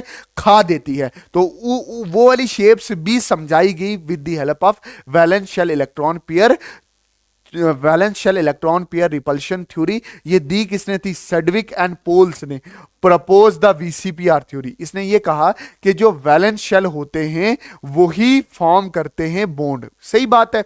जैसे देखो, ध्यान से समझना, ये ऑक्सीजन है, इसके वैलेंस इलेक्ट्रॉन कितने? 1 2 3 4 5 6। हाइड्रोजन कितने? एक एक है, तो इसने एक इलेक्ट्रॉन इधर से ले लिया, इसका एक इलेक्ट्रॉन इधर चला गया, इसके पास 2 इलेक्ट्रॉन हो गए, और इसके पास ये 6 और एक इसके साथ लिया, तो इसके पास 7 हो गए। फिर इसने क्या किया? हाइड्रोजन ने एक इधर ले लिया, इसके 2 पूरे हो गए, और एक इलेक्ट्रॉन उधर शेयर कर दिया, तो 1 2 3 4 5 6 7 और 8, इसका भी क्या हो गया? ऑक्टेट रूल पूरा हो गया। मतलब के बॉन्ड फॉर्मेशन करने वाले हमारे पास वैलेंस इलेक्ट्रॉन हैं। जो बॉन्ड बना देते हैं उनको बोलते हैं बॉन्ड पेयर। क्या बोलते हैं? और जो ऐसे खाली रहते हैं उसको बोलते हैं लोन पेयर। मतलब ये जो बॉन्ड पेयर हैं, लोन पेयर हैं, यही डिसाइड करते हैं शेप ऑफ मॉलिक्यूल। और bond pair, lone pair arrange होते हैं स्पेस में, ऐसे अरेंज होते हैं ताकि उनमें मैक्सिमम, इसके और इसके बीच में मैक्सिमम रिपल्शन, मतलब मिनिमम रिपल्शन रहे, मिनिमम रिपल्शन रहे, मिनिमम रिपल्शन रहे। मतलब ये ऐसी जगह पे आ जाएं जहां पे इनकी रिपल्शन या एक दूसरे की नफरत क्या हो? कम हो, या सबसे कम हो, या हो ही ना। ठीक है, फिर मैंने बोला there is a repulsion between lone pair lone pair, lone pair bond pair, bond pair bond pair. Bond है क्या है कि लोन पेयर के बीच में रिपल्शन है, लोन पेयर और लोन पेयर के बीच में रिपल्शन है। बॉन्ड पेयर और बॉन्ड पेयर के बीच में भी क्या है? रिपल्शन है। मतलब ये भी एक दूसरे को क्या करते हैं? रिपल करते हैं, क्योंकि हैं सारे क्या? इलेक्ट्रॉन ही भी है। और लोन पेयर और बॉन्ड पेयर के बीच में भी क्या है? रिपल्शन होती है। और ये इस तरह से स्पेस में अपने आप को अरेंज कर लेते हैं कि इनके बीच की रिपल्शन सबसे कम हो जाए। और यहां से हमें इतना पता चल जाता है कि सारी जो शेप्स होती हैं वो दिखाने वाला वीसीपीआर थ्योरी है। वीसीपीआर थ्योरी एक एडवांस थ्योरी है जो हाइब्रिडाइजेशन से बढ़ के है, क्योंकि ये सिर्फ 5 शेप नहीं बताता, उससे ज्यादा शेप बताता है, क्योंकि इसने बेस ये माना है कि बॉन्ड पेयर और लोन पेयर ही डिसाइड करते हैं शेप ऑफ मॉलिक्यूल। अगर आप ध्यान से अच्छे से देखो, ये टेबल है, इसको याद कर लेना। देखो जैसे फॉर एग्जांपल यहां पे बॉन्ड पेयर, यहां पे अच्छे से समझना, यहां पे बॉन्ड पेयर कितने हैं? यहां पे बॉन्ड पेयर हैं 2, एक ये और ये, सिर्फ बॉन्ड पेयर 2 हैं, और लोन पेयर कुछ नहीं है, और शेप क्या हो जाएगा? That is linear. इसकी एग्जांपल है BCl2, BCl2। अब देखो ध्यान से, देखो ये लीनियर वाला हमने पढ़ा ना, लीनियर वाला पढ़ा ना, एक एस का एक पी का, sp हाइब्रिडाइजेशन, वहां पे भी लीनियर था, यहां पे भी लीनियर है, बट यहां पे हम कैसे, किसकी बेस पे समझा रहे हैं? बॉन्ड पेयर पे। एक बॉन्ड पेयर, एक बॉन्ड पेयर, बॉन्ड पेयर एक, बॉन्ड पेयर 2, तो ऐसी शेप को बोलेंगे BCl2, और लोन पेयर इस ज्योमेट्री में कोई भी नहीं है, ठीक है। फिर दूसरी ज्योमेट्री आती है दैट इज ट्राइंगोनल प्लानर वाली, ठीक है। इसमें अभी देखो यहां पे बॉन्ड पेयर कितने हैं? यहां पे बॉन्ड पेयर हैं 3, 1 2 3, और लोन पेयर कुछ भी नहीं है। लोन पेयर अभी क्या, इस केस में लोन पेयर क्या है? पहले केस में लोन पेयर क्या होता है? 0 होता है, ठीक है। तो शेप क्या है? Trigonal planner, example BCl3 SO3 AlCl3, ठीक। अब इसमें से एक उड़ गया, यहां पे आ गया लोन पेयर, तो लोन पेयर अगर आ जाए, लोन पेयर आ जाए, मतलब इधर क्या है? एक लोन पेयर है, एक लोन पेयर है, एक लोन पेयर है, बट बॉन्ड पेयर कितने हैं? 2। इस ज्योमेट्री में अगर एक ही लोन पेयर हो और बॉन्ड पेयर हो 2, तो ऐसी शेप को बोलते हैं बेंट शेप। फिर अगली शेप ऐसी है जिसमें बॉन्ड पेयर कितने हैं? 4, और लोन पेयर इस केस में कितने हैं? 0 हैं, और ऐसी शेप को बोलेंगे दैट इज टेट्राहाइड्रल। ये बेसिक शेप है हाइब्रिडाइजेशन की। ये CHF4 में हो सकती है, SiCl2 में हो सकती है, और अमोनिया में हो सकती है। बट इसी टेट्राहाइड्रल में एक एटम उड़ जाए तो बॉन्ड पेयर हो जाते हैं 3, लोन पेयर होता है 1। ऐसी शेप होती है NaCl3 में, NH3 में, PCl3 में, H3O पॉजिटिव में। एग्जांपल क्या है? दैट इज इस शेप को बोलते हैं ट्राइगोनल बाइपिरामिडल, ठीक है। फिर इधर देखो, यहां पे अगर आप देखो तो बॉन्ड पेयर कितने? 2। बॉन्ड पेयर हमारे पास कितने? X के साथ बॉन्ड पेयर 2 हैं, और लोन पेयर हमारे पास भी कितने हैं? 2 हैं। ऐसी शक्ल को बोलते हैं बेंट शेप। एग्जांपल आती है पानी, NH2 नेगेटिव एंड N2S। फिर ये तीसरी ज्योमेट्री होगी थी, चौथी ज्योमेट्री दैट इज जिसमें बॉन्ड पेयर कितने? जिसमें बॉन्ड पेयर हैं 5, और लोन पेयर कितने हैं? 0 हैं पहले केस में। जैसे देखो बॉन्ड पेयर 1 2 3 4 और 5। यहां पे एग्जांपल आती है PF5 की, PCl5 की, ठीक है। और एक चीज ध्यान में रखना, ये होता है ट्राइगोनल बाइपिरामिडल। अगर इसमें से ही एक एटम उड़ जाए और यहां पे क्या आ जाए? लोन पेयर 1 आ गया, बाकी 4 क्या है? बॉन्ड पेयर हैं, तो सा हॉर्स या सीसा शेप होता है। फिर अगर 2 बॉन्ड पेयर आ जाएं, 2 लोन पेयर आ जाएं और 3 बॉन्ड पेयर रहें, बॉन्ड पेयर हट के 2 लोन पेयर आ जाएं, तो इसको बोलते हैं टी शेप। एग्जांपल है ClF3। और अगर ऐसा हो जाए कि 3 लोन पेयर आ जाएं, कितने लोन पेयर आ जाएंगे? 3 लोन पेयर आ जाएं, ठीक। और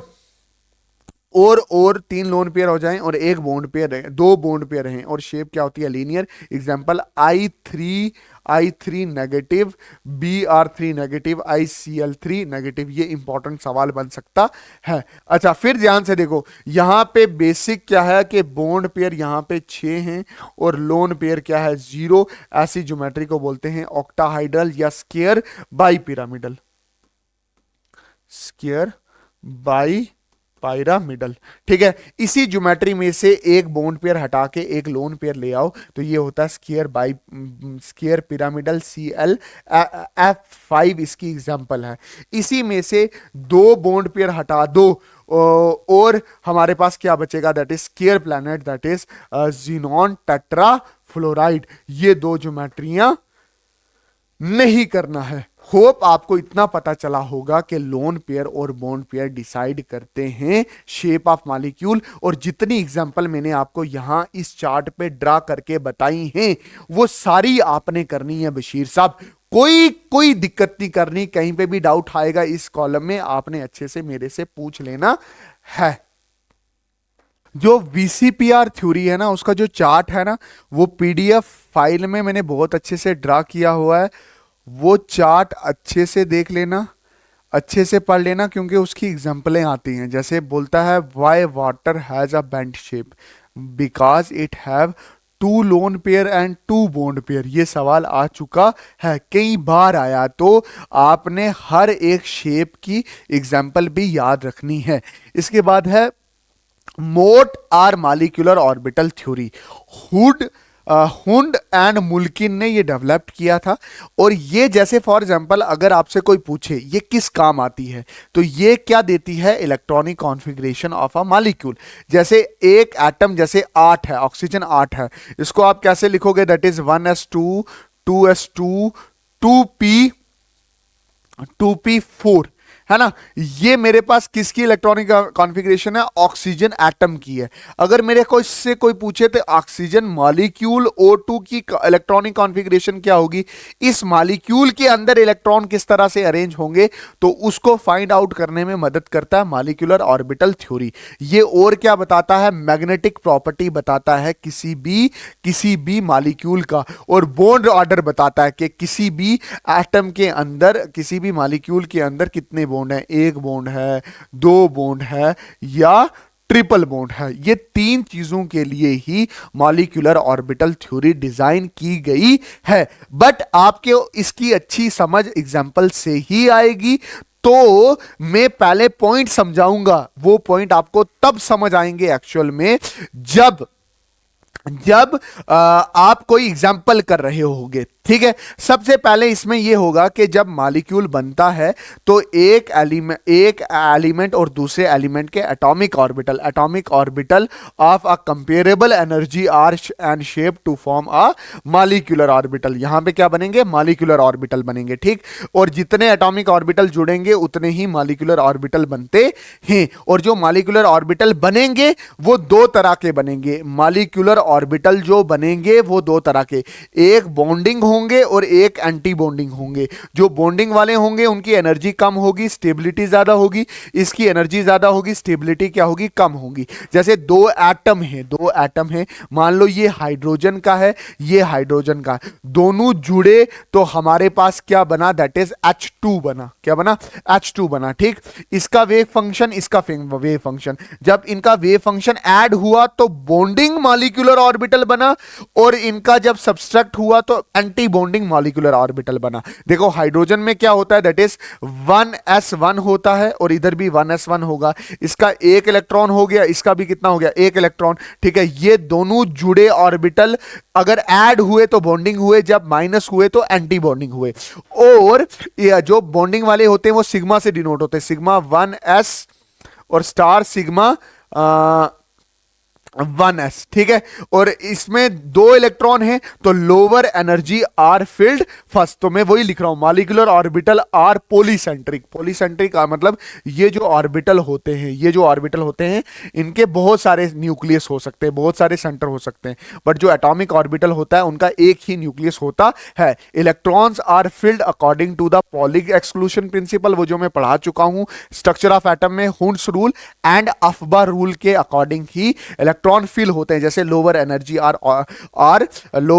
orbitals are filled first. Hope आपको इतनी चीज क्लियर हुई होगी।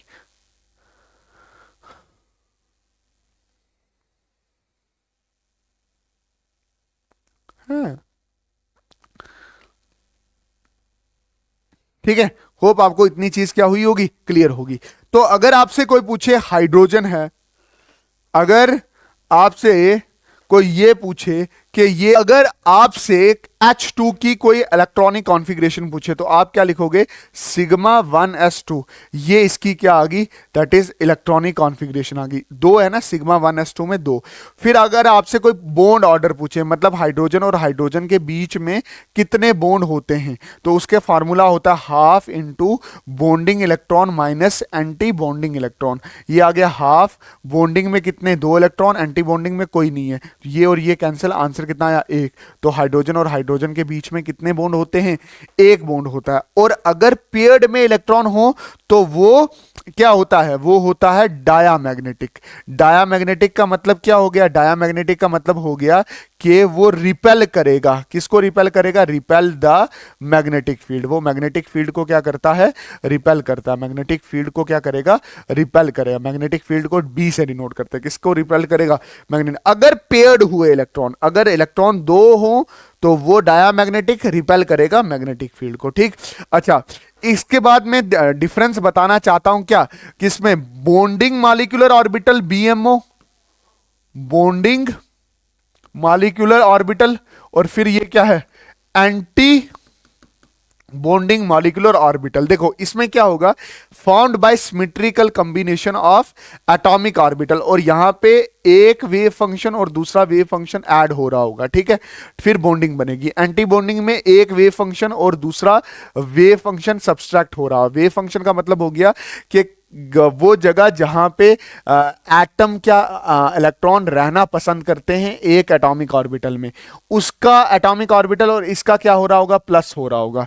इसका एटॉमिक ऑर्बिटल और इसका एटॉमिक ऑर्बिटल माइनस हो रहा होगा। मेरा कहने का मतलब ये हो गया कि वो एटॉमिक ऑर्बिटल जहां पे इलेक्ट्रॉन रहना पसंद करते हैं, अगर वो प्लस हों तो बॉन्डिंग बनेंगे, अगर वो माइनस हों तो एंटी बॉन्डिंग बनेंगे, ठीक है। ये फेवरेबल फॉर बॉन्ड फॉर्मेशन, यहां पे बॉन्ड बनती है और यहां पे बॉन्ड नहीं बनती है। इसकी लेस एनर्जी होती है, स्टेबिलिटी ज्यादा होती है। इसकी हायर एनर्जी होती है और स्टेबिलिटी क्या होती है, कम होती है, ठीक है। इसके बाद एटॉमिक ऑर्बिटल और molecular orbital. Atomic orbital monocentric होता है क्योंकि उसका एक ही न्यूक्लियस होता है, बट मॉलिक्यूलर ऑर्बिटल पॉलीसेंट्रिक होता है। यहां पे आप ध्यान से देखोगे तो दो न्यूक्लियस हो सकते हैं या दो से ज्यादा हो सकते हैं। ये लेस स्टेबल होते हैं, ये बहुत ज्यादा स्टेबल होते हैं। इनका सिंपल स्ट्रक्चर होता है, इनका कॉम्प्लेक्स स्ट्रक्चर होता है। ये एस पी डी एफ के होते हैं, एस का 1, पी के 3, डी के 5, एफ के 14 होते हैं। बट यहां पे क्या होता है, यहां पे सिग्मा एस होता है, स्टार सिग्मा होता है, पाई पी होता है, स्टार पाई पी होता है। ये बॉन्डिंग वाले लिख रखे हैं और ये मैंने एंटी बॉन्डिंग वाले लिख रखे हैं। बॉन्डिंग और एंटी बॉन्डिंग के बीच का फर्क मैं आपको बहुत अच्छे से बता चुका हूं। जहां पे कोई डाउट होगा प्लीज आप कमेंट करना, ठीक। अब मैं हाइड्रोजन का बता रहा हूं, ठीक है। H2, H2, एक H इधर, एक H इधर, ठीक है। इसका 1s1, इसका भी क्या होगा 1s1, दोनों जुड़ेंगे, bonding anti bonding, sigma 1s। तो मैं अगर आप ध्यान से देखूं तो H2 की इलेक्ट्रॉनिक कॉन्फ़िगरेशन क्या होगी, सिग्मा 1s2। अच्छा, बॉन्ड ऑर्डर क्या होगा, that is half into bonding minus anti bonding. Half into bonding में कितने, दो, एंटी बॉन्डिंग में कितने, जीरो। ये और ये कैंसिल, एक बॉन्ड होगा। और इसमें पेयर्ड इलेक्ट्रॉन है, पेयर्ड इलेक्ट्रॉन अगर हो तो वो कैसा हो जाता है, डायामैग्नेटिक। डायामैग्नेटिक का मतलब क्या है, डायामैग्नेटिक का मतलब ये हो गया कि ये मैग्नेट को क्या करेगा, रिपेल करेगा। इसी तरह से मेरे पास है हीलियम, ये क्या है, हीलियम, हीलियम 2, H हीलियम 1 और ये हीलियम 2। इसकी इलेक्ट्रॉनिक कॉन्फ़िगरेशन 1s2, 1s2, ठीक है। जब ये जुड़े, एक बॉन्डिंग एक एंटी बॉन्डिंग, 4 इलेक्ट्रॉन है, 2 नीचे और 2 ऊपर। अगर आप हीलियम 2 की इलेक्ट्रॉनिक कॉन्फ़िगरेशन लिखो तो सिग्मा 1s2 या star sigma 1s2। Bond order देखो, बॉन्ड ऑर्डर क्या होता है, half into bonding minus anti bonding. Half into bonding क्या है, बॉन्डिंग में 2 हैं माइनस एंटी बॉन्डिंग में भी 2 हैं, तो ये हाफ इंटू 2 माइनस 2 कितना हो जाएगा 0, 0 को आधे से मल्टीप्लाई किया तो 0, तो इसका बॉन्ड ऑर्डर कुछ है नहीं है, मतलब ये मॉलिक्यूल एग्जिस्ट नहीं करता। और ध्यान से देखो तो दोनों पेयर्ड हैं, अगर पेयर्ड हो तो वो डायामैग्नेटिक होते हैं, डायामैग्नेटिक, डायामैग्नेटिक मतलब ये रिपेल करेंगे मैग्नेट को, रिपेल द मैग्नेट। इसी तरह से आप अगला भी देख लो, अगला क्या है Li2, Li2। ध्यान से देखा जाए तो लिथियम को एक लिखोगे तो 3 होते हैं, तो 1s2 2s1 होता है ना, 3 है, ठीक है। ये 1s वाले जुड़े, ये बनाया सिग्मा 1s, फिर स्टार सिग्मा 1s, फिर 2s और 2s वाले जुड़े, ठीक है, 2s1 होगा ना लिथियम में, 2s1, ये Li2 करवा रहा हूं मैं, Li2 करवा रहा हूं, ठीक है, Li2 करवा रहा हूं, ठीक है, Li2 करवा रहा हूं, तो ये एक इधर होगा और एक इधर होगा, तो ये दोनों मिलके ये 2s और 2s मिलके क्या बनाएंगे, sigma 2s and star sigma 2s, 2 electron है, दोनों नीचे फिल होंगे। तो अगर मैं लिथियम Li2 की इलेक्ट्रॉनिक कॉन्फ़िगरेशन लिखूं तो क्या लिखूंगा, sigma 1s2 star sigma 1s2 फिर सिग्मा 2s2। ये ऊपर कुछ नहीं है, ये थोड़ी सी मिस्टेक हो चुकी है, तो ये चीज थोड़ा ध्यान में रखना, ठीक है। बॉन्ड ऑर्डर क्या होगा, that is half into bonding minus anti bonding, half into bonding कितने हैं 1 2 3 4, 4 एंटी बॉन्डिंग में कितने, सिर्फ 2 इलेक्ट्रॉन हैं, 2 है ना एंटी बॉन्डिंग में, सिर्फ 2, इधर ऊपर तो कुछ है नहीं है, 2 और 2 4 हैं बॉन्डिंग में, ठीक है। इसको लिखेंगे हाफ, 4 में से 2 गए तो 2, तो कितना बॉन्ड बनेगा, 1 बॉन्ड बनेगा बशीर साहब, बात समझ आई कि नहीं आई। और सारे पेयर्ड में हैं तो क्या लिखेंगे, डाया मैग्नेटिक, ठीक है, गला सूख रहा है मेरा। इसके बाद आता है हमारे पास O2 मॉलिक्यूल, सबसे इंपॉर्टेंट है, एग्जाम में बहुत बार पूछा गया है। O2 में क्या है कि 2 एटम है, एक ऑक्सीजन है दूसरा ऑक्सीजन है, ठीक है। एक ऑक्सीजन की इलेक्ट्रॉनिक कॉन्फ़िगरेशन क्या होती है, 1s2 2s2 2p4 होती है, पक्की बात है, 2p4 होती है। तो मैंने इसकी electronic configuration 1s2 2s2 2p4, इस साइड ऑक्सीजन की 1s2 2s2 2p4, ये बीच में O2 की इलेक्ट्रॉनिक कॉन्फ़िगरेशन लिखी है। देखो जैसे 1s जुड़ा तो क्या बना, 2 ऑर्बिटल, 2 जुड़े 2 बने। तो मैं अगर मैं O2 की इलेक्ट्रॉनिक कॉन्फ़िगरेशन लिखता हूं, O2 की इलेक्ट्रॉनिक कॉन्फ़िगरेशन लिखता हूं तो क्या लिखूंगा, sigma 1s2 star sigma 1s2, फिर क्या लिखूंगा, sigma 2s2 star sigma 2s2, very good. फिर क्या लिखूंगा, सिग्मा 2pz2, फिर क्या लिखूंगा, पाई 2px2, फिर क्या लिखूंगा, पाई 2py2, फिर क्या लिखूंगा, star pi 2px1 and star pi 2py1।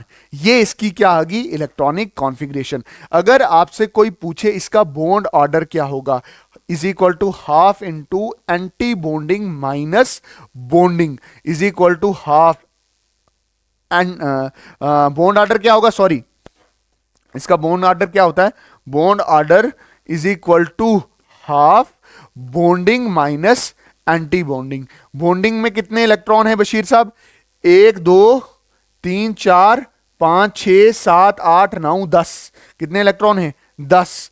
और एंटी बॉन्डिंग में कितने, 1 2 3 4 5 6, तो ये आगे 6, ये आ गया हाफ, 10 माइनस 6 कितने हो गए 4, ये काटा 2। हमें भी पता है कि ऑक्सीजन और ऑक्सीजन के बीच में 2 बॉन्ड होते हैं। अच्छा, क्या कोई अनपेयर्ड इलेक्ट्रॉन है, अगर अनपेयर्ड इलेक्ट्रॉन हो तो वहां पे क्या करना है कि वो पैरामैग्नेटिक होता है, पैरामैग्नेटिक का मतलब क्या हो गया कि ऐसा जो मैग्नेट को क्या करे, अट्रैक्ट करे। Very good. अच्छा, मेरी बात ध्यान से सुनना, जैसे ऑक्सीजन हो गए, फ्लोरीन हो गए। इसमें कैसा है देखना, यहां पे जो सिग्मा 2p z है वो नीचे है सिग्मा 2p x से और पाई 2p x से और पाई 2p y से, ये सिग्मा वाला नीचे है। बट जब आप नाइट्रोजन वाला करते हो तो ये जो सिग्मा 2p z जो नीचे हुआ करता था वो ऊपर आ जाएगा। ये किस किस के लिए होगा, C2 के लिए, B2 के लिए और N2 के लिए। ये भी वैसे ही है, बिल्कुल बिल्कुल ध्यान से देखो। हमारे पास यहां पे क्या लेना है, यहां पे हमने N2 के बारे में डिस्कस करना है। तो पहले आप नाइट्रोजन एक लोगे, नाइट्रोजन एटॉमिक नंबर 7, तो कैसे लिखूंगे 1s2 2s2 2p3, तो 7 हो गए। तो आप एक साइड लिखोगे 1s2 2s2 2p3, एक तरफ ये लिखा, फिर एक तरफ क्या लिखा 1s2 2s2 2p3, ठीक है। फिर इसको मिक्स किया तो पहला क्या आया सिग्मा 1s2, है ना, फिर स्टार सिग्मा 1s2, फिर सिग्मा 2s2, फिर स्टार सिग्मा 2s2, पाई 2p x2, पाई 2p y2, sigma 2p z2, और ऊपर कुछ भी नहीं है। बात समझ आई कि नहीं? अब ध्यान से देखो, बॉन्ड ऑर्डर, बॉन्ड ऑर्डर क्या लिखोगे half, bonding minus anti bonding को 2 से डिवाइड करना है। बॉन्डिंग में कितने 1 2 3 4 3 4 5 6 7 8 9 10, 10 इलेक्ट्रॉन बॉन्डिंग के हो गए, 4 हो गए एंटी बॉन्डिंग के, 1 2 3 और 4 हो गए किसके, दैट इज एंटी बॉन्डिंग के। 10 माइनस 4 डिवाइडेड बाय 2, तो आप इसको कैसे लिखोगे, इसको आप ऐसे लिखोगे 10 माइनस 4 कितना हो गया, 10 माइनस 4 हो गए 6 और डिवाइडेड बाय 2, इसको मैं क्या लिखूंगा 3। तो नाइट्रोजन और नाइट्रोजन के बीच में कितने बॉन्ड होंगे, 3 बॉन्ड होंगे। अच्छा मेरी बात ध्यान से देखो, क्या सारे पेयर्ड हैं, तो ये डायामैग्नेटिक है, no unpaired electron in a molecular orbital diagram. Hope आपको ये चीज क्लियर हुई होगी। जहां पे भी डाउट होगा आप रोकोगे, पीडीएफ निकालोगे, डाउट होगा स्क्रीनशॉट लोगे और सीधा मुझे क्या करोगे, सेंड करोगे, ठीक है। इसके बाद हमारे पास लास्ट टॉपिक बचता है, that is hydrogen bonding. Hydrogen bonding, hydrogen bonding क्या होता है, ये स्पेशल टाइप ऑफ बॉन्ड होती है जो हाइड्रोजन बनाती है मोस्ट इलेक्ट्रोनेगेटिव एलिमेंट के साथ। कौन सा, फोन करके याद रखना, फ्लोरीन, क्लोरीन और नाइट्रोजन। जैसे आपने पानी में देखा होगा कि पानी का एक मॉलिक्यूल दूसरे मॉलिक्यूल के साथ हाइड्रोजन और ऑक्सीजन के बीच में एक बॉन्ड होती है जिसको बोलते हैं हाइड्रोजन बॉन्ड, ठीक है। देखो हाइड्रोजन की है और फोन में से, फोन मतलब ये फ्लोरीन, ऑक्सीजन और नाइट्रोजन में से किसी के पास है। और देखो ये एक मॉलिक्यूल और दूसरे मॉलिक्यूल के बीच में, इसलिए इसको बोलते हैं इंटर मॉलिक्यूलर हाइड्रोजन बॉन्डिंग। और अगर ऐसा हो कि मॉलिक्यूल के अंदर ही हो, मतलब ये अलग मॉलिक्यूल, ये अलग मॉलिक्यूल, अलग अलग मॉलिक्यूल के बीच में हाइड्रोजन बॉन्ड, तो इंटर मॉलिक्यूलर हाइड्रोजन बॉन्डिंग। और अगर एक मॉलिक्यूल, एक सेम मॉलिक्यूल है, उसी का हाइड्रोजन है उसी के ऑक्सीजन के बीच में है, तो ये है इंट्रा मॉलिक्यूलर हाइड्रोजन बॉन्डिंग। और ये जो मैंने एक मॉलिक्यूल बना दिया है, इसमें ये वाला नाइट्रो ग्रुप लगा है और ये पूरा फिनोल ग्रुप है, तो इसको बोलते हैं ऑर्थो नाइट्रोफिनोल, ठीक है। इसमें इंट्रामॉलिक्यूलर हाइड्रोजन बॉन्डिंग होती है। होप आपको सारे कंसेप्ट क्रिस्टल क्लियर हुए होंगे। प्लीज अगर कोई डाउट हुआ मुझे पक्का पक्का कमेंट करना, मेरे नंबर पे टेक्स्ट करना और मैं आपकी पूरी मदद करूंगा। जितनी भी पीडीएफ मैंने पढ़ाई है वो पूरी पढ़ के जाना, मोस्ट इंपॉर्टेंट है। जितनी एग्जांपल्स मैंने दी हैं वो अच्छे से करके जाना। नहीं हो रहा आप बार बार लेक्चर को देखो, क्योंकि ये बहुत टफ चैप्टर है, बात समझ आई नहीं। और मैंने कोशिश की है पूरी एनर्जी के साथ ये चैप्टर पढ़ाने की। होप आपको ये वाला लेक्चर पसंद आया होगा। मिलते हैं नए चैप्टर में, दैट इज थर्मोडायनामिक्स। तब तक के लिए अल्लाह हाफिज, अल्लाह राखा, शुभ रात्रि, जय हिंद।